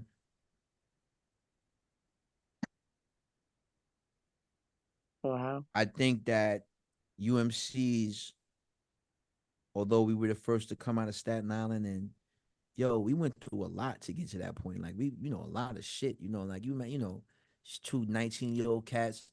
You know what I'm saying? I wasn't like time. I might have been 5'6", 5'7". I wasn't 170 pounds. No, 140 pounds. Little, you know what I'm saying? So it wasn't like, it was hard, you know what I mean, right? And but we was breaking barriers, man, with this talent. And people was feeling us, like liking what we was doing. But it didn't change the fact that for Staten Island, we weren't the ones that they wanted to come out first. Mhm. In fact, Okay. you know, everybody was really expecting OG and Shaquan to come out first. And you would know OG as original God as Capadonna, but he got, you know, he He got got hit. hit. So he ended up, you know, bitten. And he was like our Slick Rick. Wow. And Shaquan is Method Man. You know what I'm saying? And if you watch that Wu-Tang American Saga, there's this scene where they're at this like this Jamaican dude is got a club and they're gonna perform at it and all like that shit. Like it's in the first season.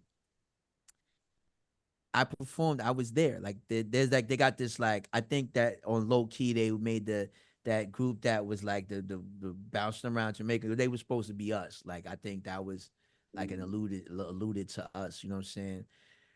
um, but yeah, Matthew still every song that Shaquan at the time it was going really went under that. Yeah, like every song would be the same song. Shaquan, Shaquan, Shaquan, Shaquan, Shaquan, Shaquan. Like, so yeah, that song he get busy on that.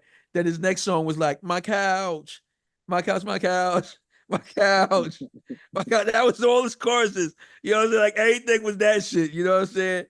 And so but they were who was everybody was expecting to come out first, myself included. But me and Haas just worked really hard, and we came out first. And you know, these are in the days of like now cities are bigging themselves up, like you know, straight out of Compton, crazy motherfucker named Ice Cube. You know what I'm saying? Like, yo, straight out of motherfucking Compton, nigga. What nigga? That's where the fuck I'm from, boy. You know what I'm saying? Like, yeah, nigga, yeah, I'm from Right. Compton, nigga. I ain't never heard of Compton, but now I heard about it because these niggas who coming out from my part. Oh, UMC's from Staten Island. Yeah, yeah.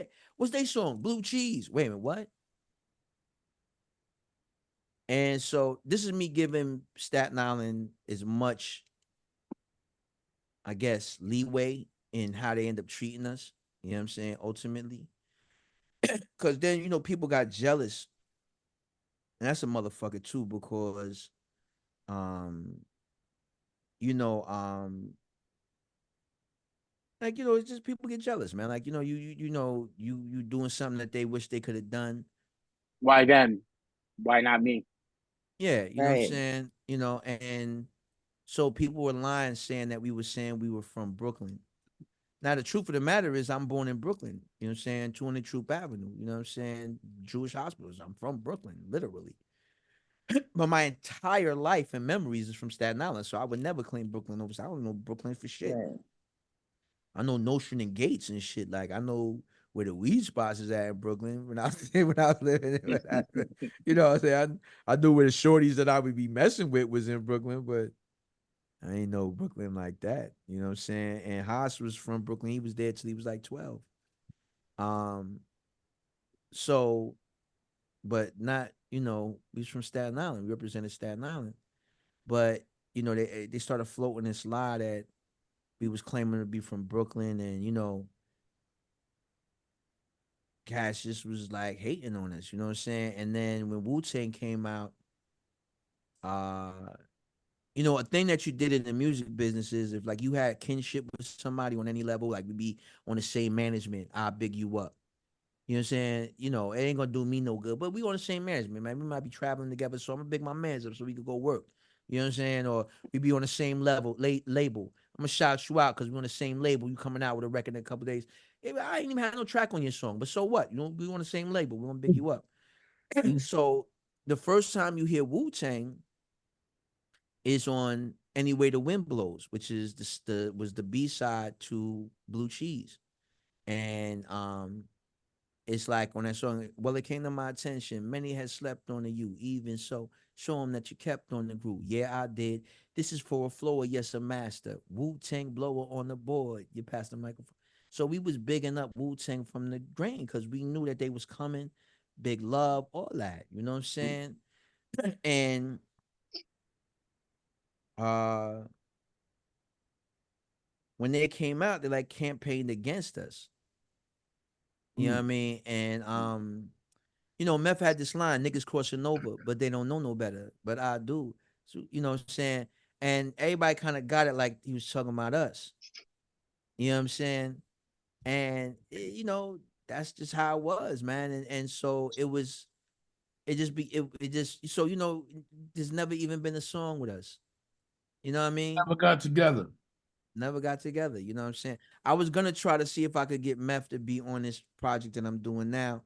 Man, I was like, you know what? I would prefer not to even ask because I don't even feel like, you know, because I think I might respond poorly if he were to say no, and I don't want to make any unnecessary enemies. You know what I'm saying? Like, because, you know, and so I say, you know, I'd rather just not know ever. You know what I'm saying? Because if he ever wanted to work with me, he could have reached out to me. He works for my cousin, Cheddar Banks. Shout out to him. He just came home. But you know, so there's really been there's no room that we've been in to talk about like, yo, you know, like how was the energy? Was it positive? And so you guys, there was never a situation where y'all was okay. Nah, at most there was a time we was on a ferry and Oh no, see, yeah, no. rhyming, and niggas thought that he was just going to dog walk me, and they got extremely stunned. A lot of people don't know how like Okay. how I rhyme. So like, you know, a lot of people just like they point a reference for me as blue cheese and shit like that. So they don't be realizing it's like, nah, son, I rhyme. You know what I'm saying? Right. Like that's what I did for the group, but that's not what I can do. You know what I'm saying? And so but nah, you know, and like it's just not like this is not you know, I may be speaking about it solemnly, only because it's more like, you know, as I'm older now, I can't I engage it more from like, you know, it's unfortunate, you know what I'm saying? Because one day so one day now this is I don't know if y'all familiar with me as NY Oil, but you know, I went under the name NY Oil. I had this song called Y'all Should All Get Lynched. Yeah, I was gonna ask you about that, but Yeah, but you know, yeah, I know, right? You know, I was gonna I was gonna get to it at some point, Paul. You know? What? No, but you know, I went under that name, blah blah blah. I don't talk about NYO so much no more, only because that shit was difficult. And a lot of people don't really get it, and it's like, you know, fuck it, man. I don't be want to explain shit like that to people because, you know, you can't understand it if you don't know it. It appears to me, but like, you know, when people tell you that there's a conspiracy to stop intellectualism or any type of black revolution of any nature, it's real, bro. Like I experienced the whole thing, like the tapping of the phone and all that, and weird stuff going on, and you know, like I seen a lot of that, like really, like whoa, right? And I also saw the dark side of how like people that be claiming to be these black revolutionaries are just charlatans. And they're not really about that for real. It's just another hustle. You know what I mean? And you know, my life has really been built on whatever little bit of integrity I could cobble together for myself. Um, like I said, because I ain't had the finances to be no front ass nigga. Like I can't afford it. You know what I mean? I think you gotta be like, you know, you gotta have money for weapons and shit like that. You know what I'm saying? Like now, Right. you know what I'm saying? Now you fuck around and you find out. But at that time, I couldn't do nothing like that. You know what I'm saying? So I couldn't be out here lying and bullshitting people. You know what I mean? But I was so like um my belief in what I was doing. 'Cause I had to sit down and talk with my kids and my wife about y'all should all get lynched when I was putting that together. And my oldest son and my wife was like, I don't think you should put that out. People not gonna understand that. They're gonna think that you know, they're gonna think that you're saying lynch black people and this, that, and the third. And it's like, well, I am saying lynch niggas that's race traders, yeah, eventually just fuck that. But my youngest son and my daughter always rides for anything I'm talking about. But my youngest son was like, yo, he like on a fence type of dude, you know what I'm saying, right? So he was like, I mean, these are little guys at the time, they little, you know what I'm saying? And but he's like, yo, no, I think you should speak up. Who's gonna speak up for us? Who's gonna stand up for us? And that was the whole thing of NY Oil. Who's gonna stand up for us? And I was like, yo, I'm gonna stand up. Like, fuck that. You heard? And so I don't know how I got to that, but long story short, that y'all should all get lynched was like the first song to get banned on YouTube. That shit was that, and it was like, and like Soldier Boy's talking about he's the first viral dude. Yeah. I am. You heard? Before Soldier Boy Tell Him popped off, y'all should all get lynched was at 1 million views, literally viral, and that happened like within 2 days. It was a couple of days, I remember. Yeah, and it was like and mind you, YouTube was only a year old at that point, so it might have been in the second year of YouTube at that point, and that's when Tom was running MySpace heavy, and it was what it was, but that NYO shit was a trip, man. You know what I'm saying? Like being that character. I remember Jesse Jackson and them had a meeting about me because of that song. Like they was planning on how they was gonna boycott me and shit. I remember one time I had to go to the House of Justice to confront Al Sharpton because I was having a back and forth with Tamika Mallory, you know what I'm saying? Shouts to her, a great sister, you know what I'm saying? And shout out to Al Sharpton too, you know what I'm saying? I have big respect for him, but I didn't like their point of view about hip hop, so I confronted it, you know what I mean? And I went down there, but see, I went down there with my youth program. So I came down there with like 20 little, like the babies there, because I was doing I was for real living this shit. Like I wasn't just saying shit. I was like, yo, I'm living this. You know what I mean? Like I'm about this shit. And so me and my man Baruti, we went with the babies, you know what I'm saying? And Al Sharpton is in on the mic, doing his 1 2 1 2. No, just that these rappers out here, boop, boop, boop, boop, boop. And they all thing. And then the kids started getting up like NY Oil is here, NY Oil. But except for my brother, NY Oil. NY, come on up to the stage, brother. Come on up here, brother.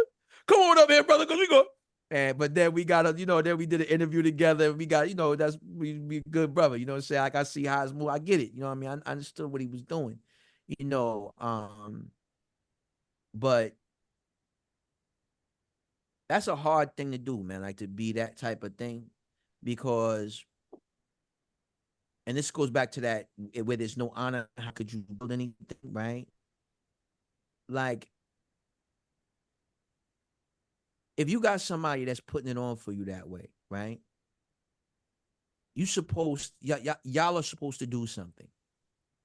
Like you're supposed, like, as black men, Latino, whatever, saying, hip hoppers, whatever the situation is, right?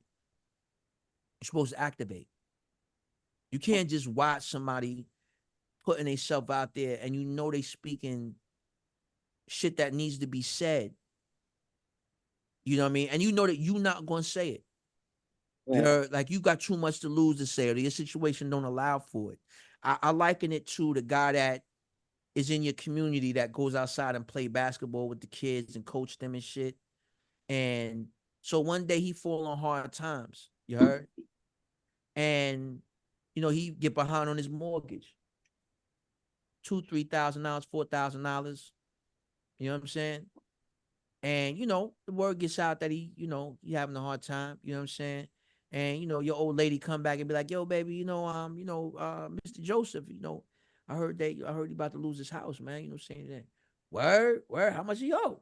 I think he owe like $4,000. That man need to handle his business. He need to handle his handle. You know what I'm saying? You know what I'm saying? You got, that, ain't my problem. All right, you know what I'm saying? It is true. At its essence, it's true. You know what I'm saying?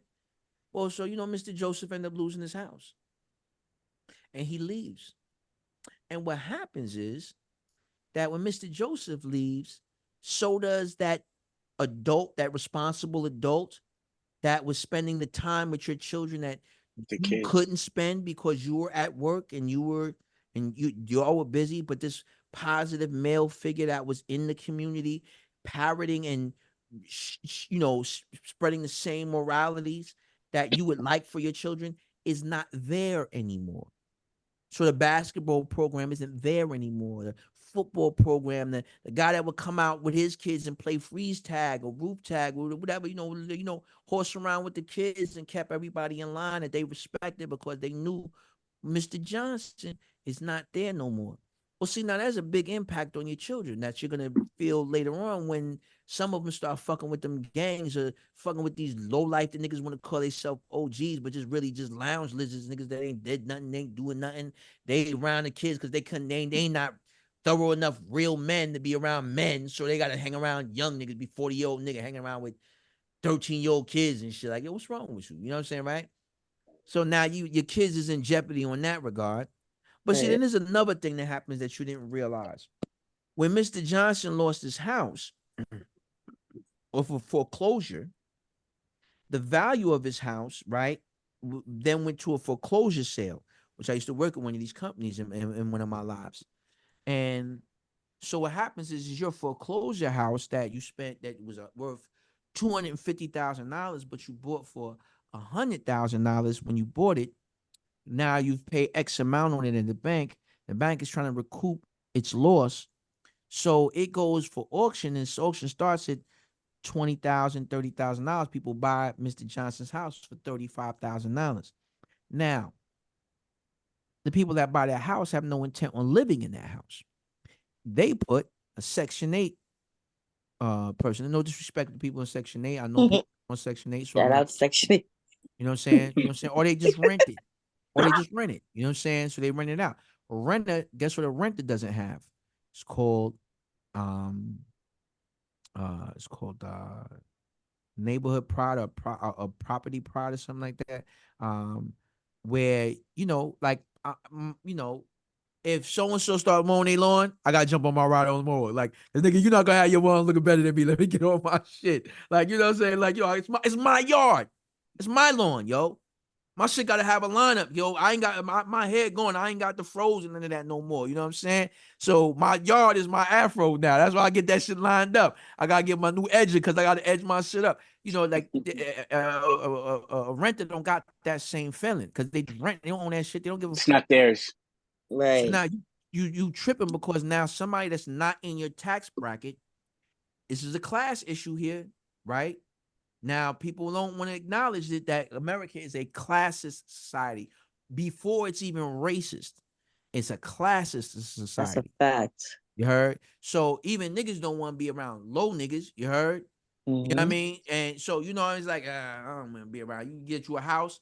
You don't want to live next to no renter. You're like, nah. I need somebody to own that shit. That's so true. That is true. You know what I'm saying? Because, they're going to fuck up the vibes. Yeah. You understand?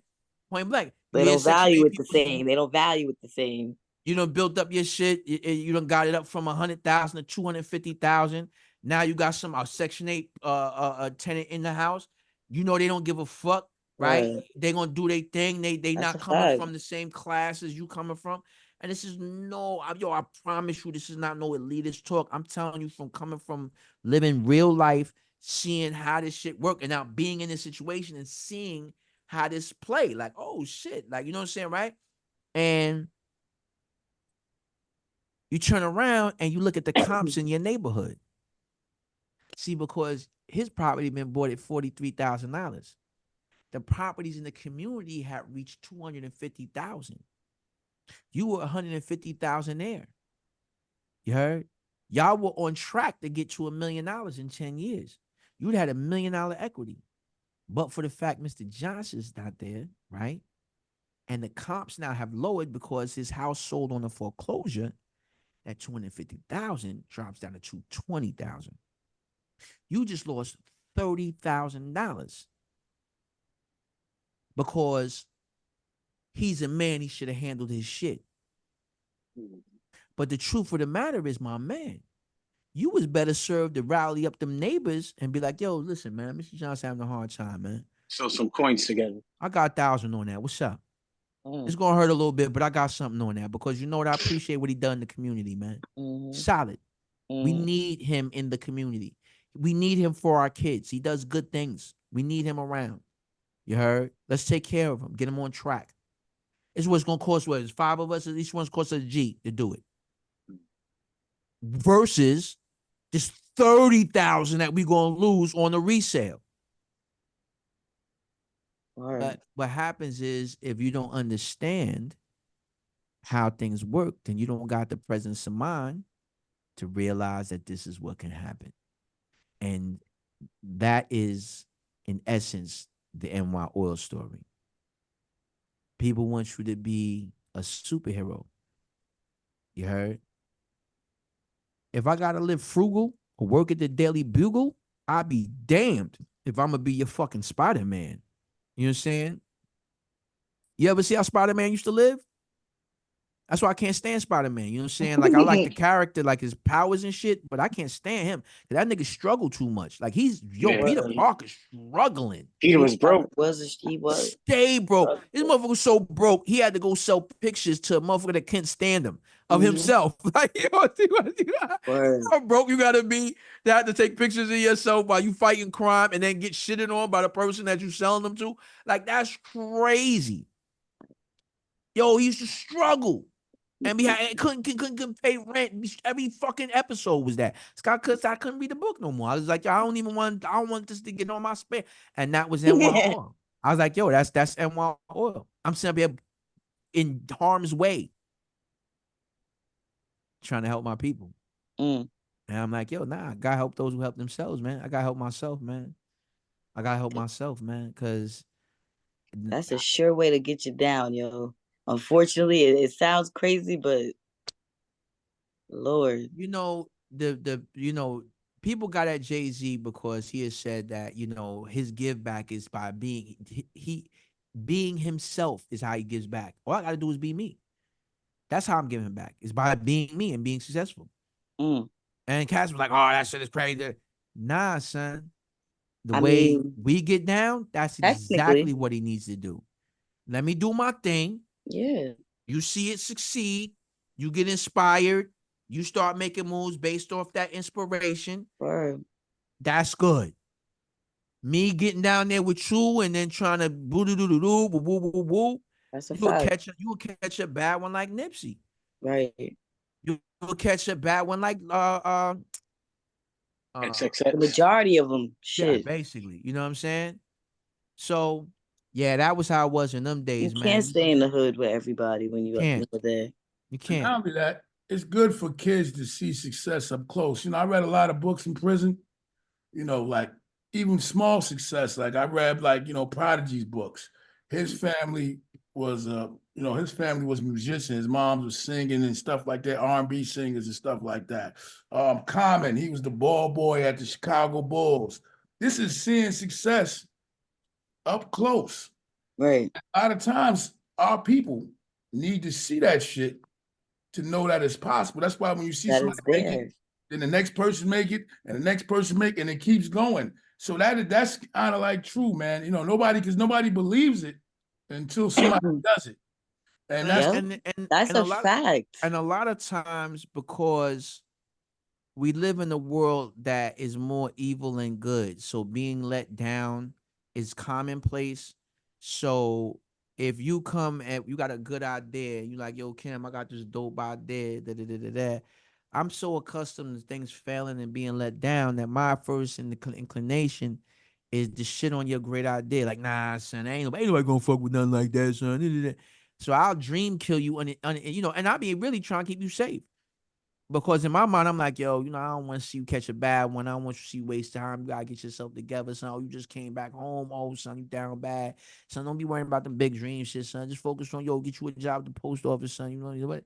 You're like, nah, son, I see something bigger than that, man. You know what I'm saying? I done my diligence. I see something big. I know there's a way for me to, I got this idea, man. We gonna do this podcast, man. You know what I'm saying? Highly dysfunctional. Yo, me, you, that. Yo, I'm telling you, man, we can get these niggas on here, man. We get this right, get our logo, boom, boom, boom. We start connecting. Yo, we get this popping. Some be big as this one and that one. No, son, and it's like, yo, son, listen, everybody can't be a part of the dream, son. Everybody can't be on a team, son. Like, everybody can't do that. You know what I mean? You got to go do it. I got to go do this for myself. I got to get it done. I got to get it game tight. Because showing is the state and improving makes it valid. You know what I'm saying? That's why we supposed to show and improve. You know what I'm saying? So let me go show and improve real quick.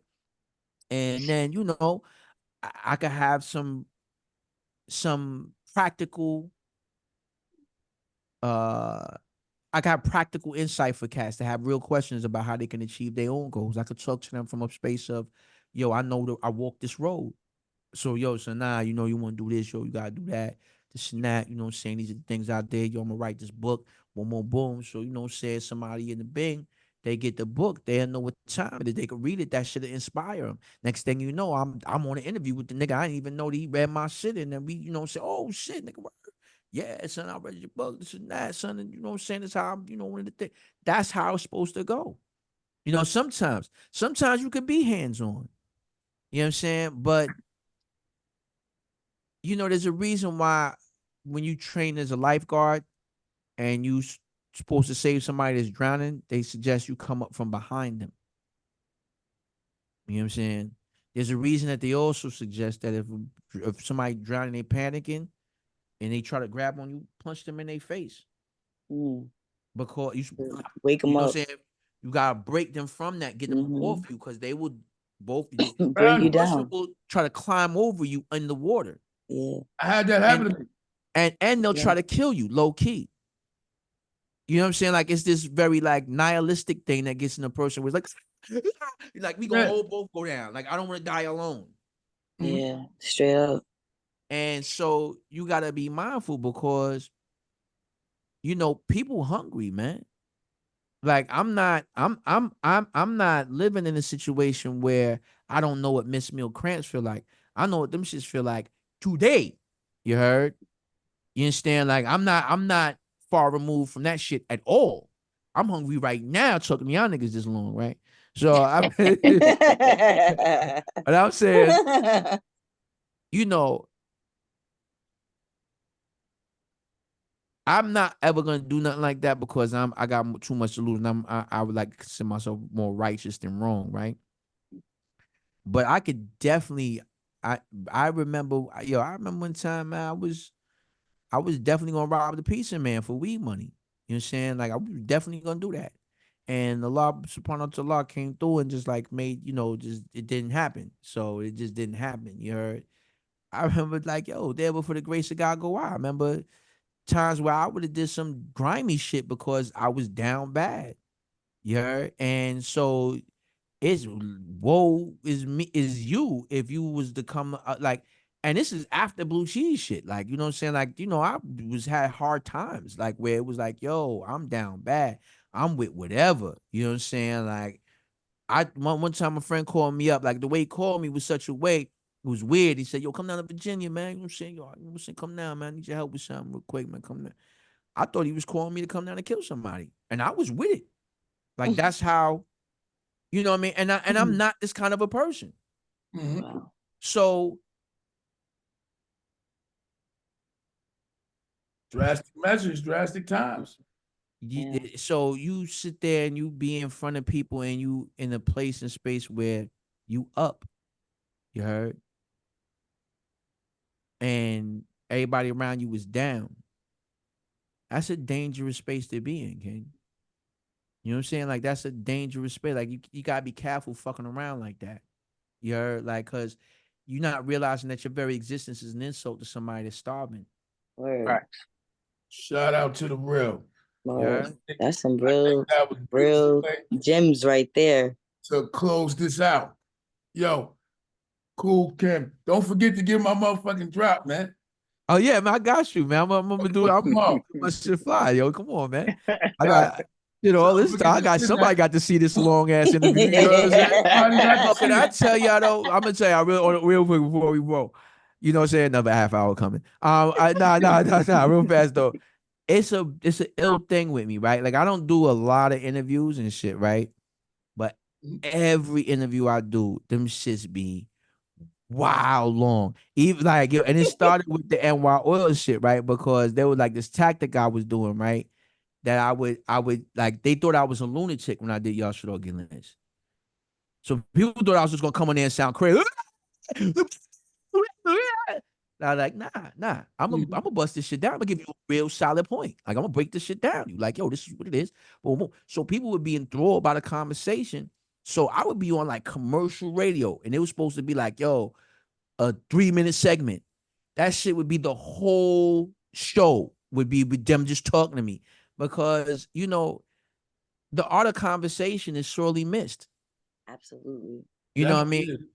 You know, having a robust discussion about things, and it not be the same old thing, is important. So allow me to just say to y'all, man, the cast and crew of Highly Dysfunctional, man. You know what I'm saying? That you know, I want to congratulate y'all because, you know, it takes a tempered mind to be able to step back and allow somebody to go.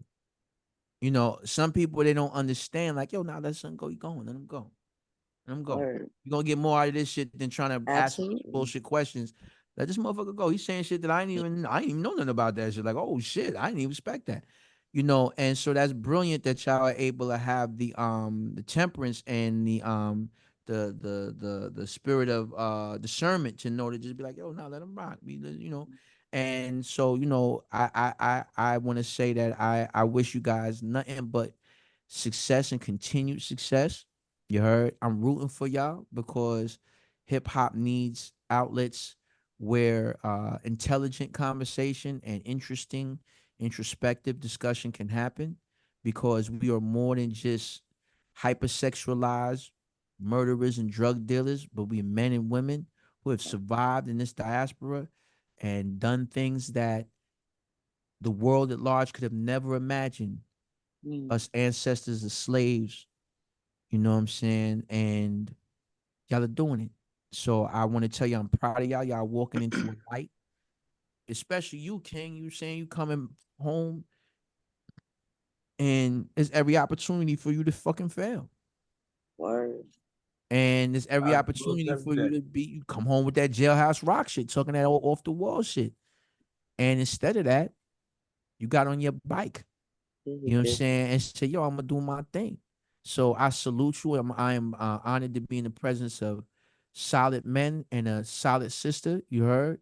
And Absolutely. you know, thank you so much for considering me and having me as a part of your show.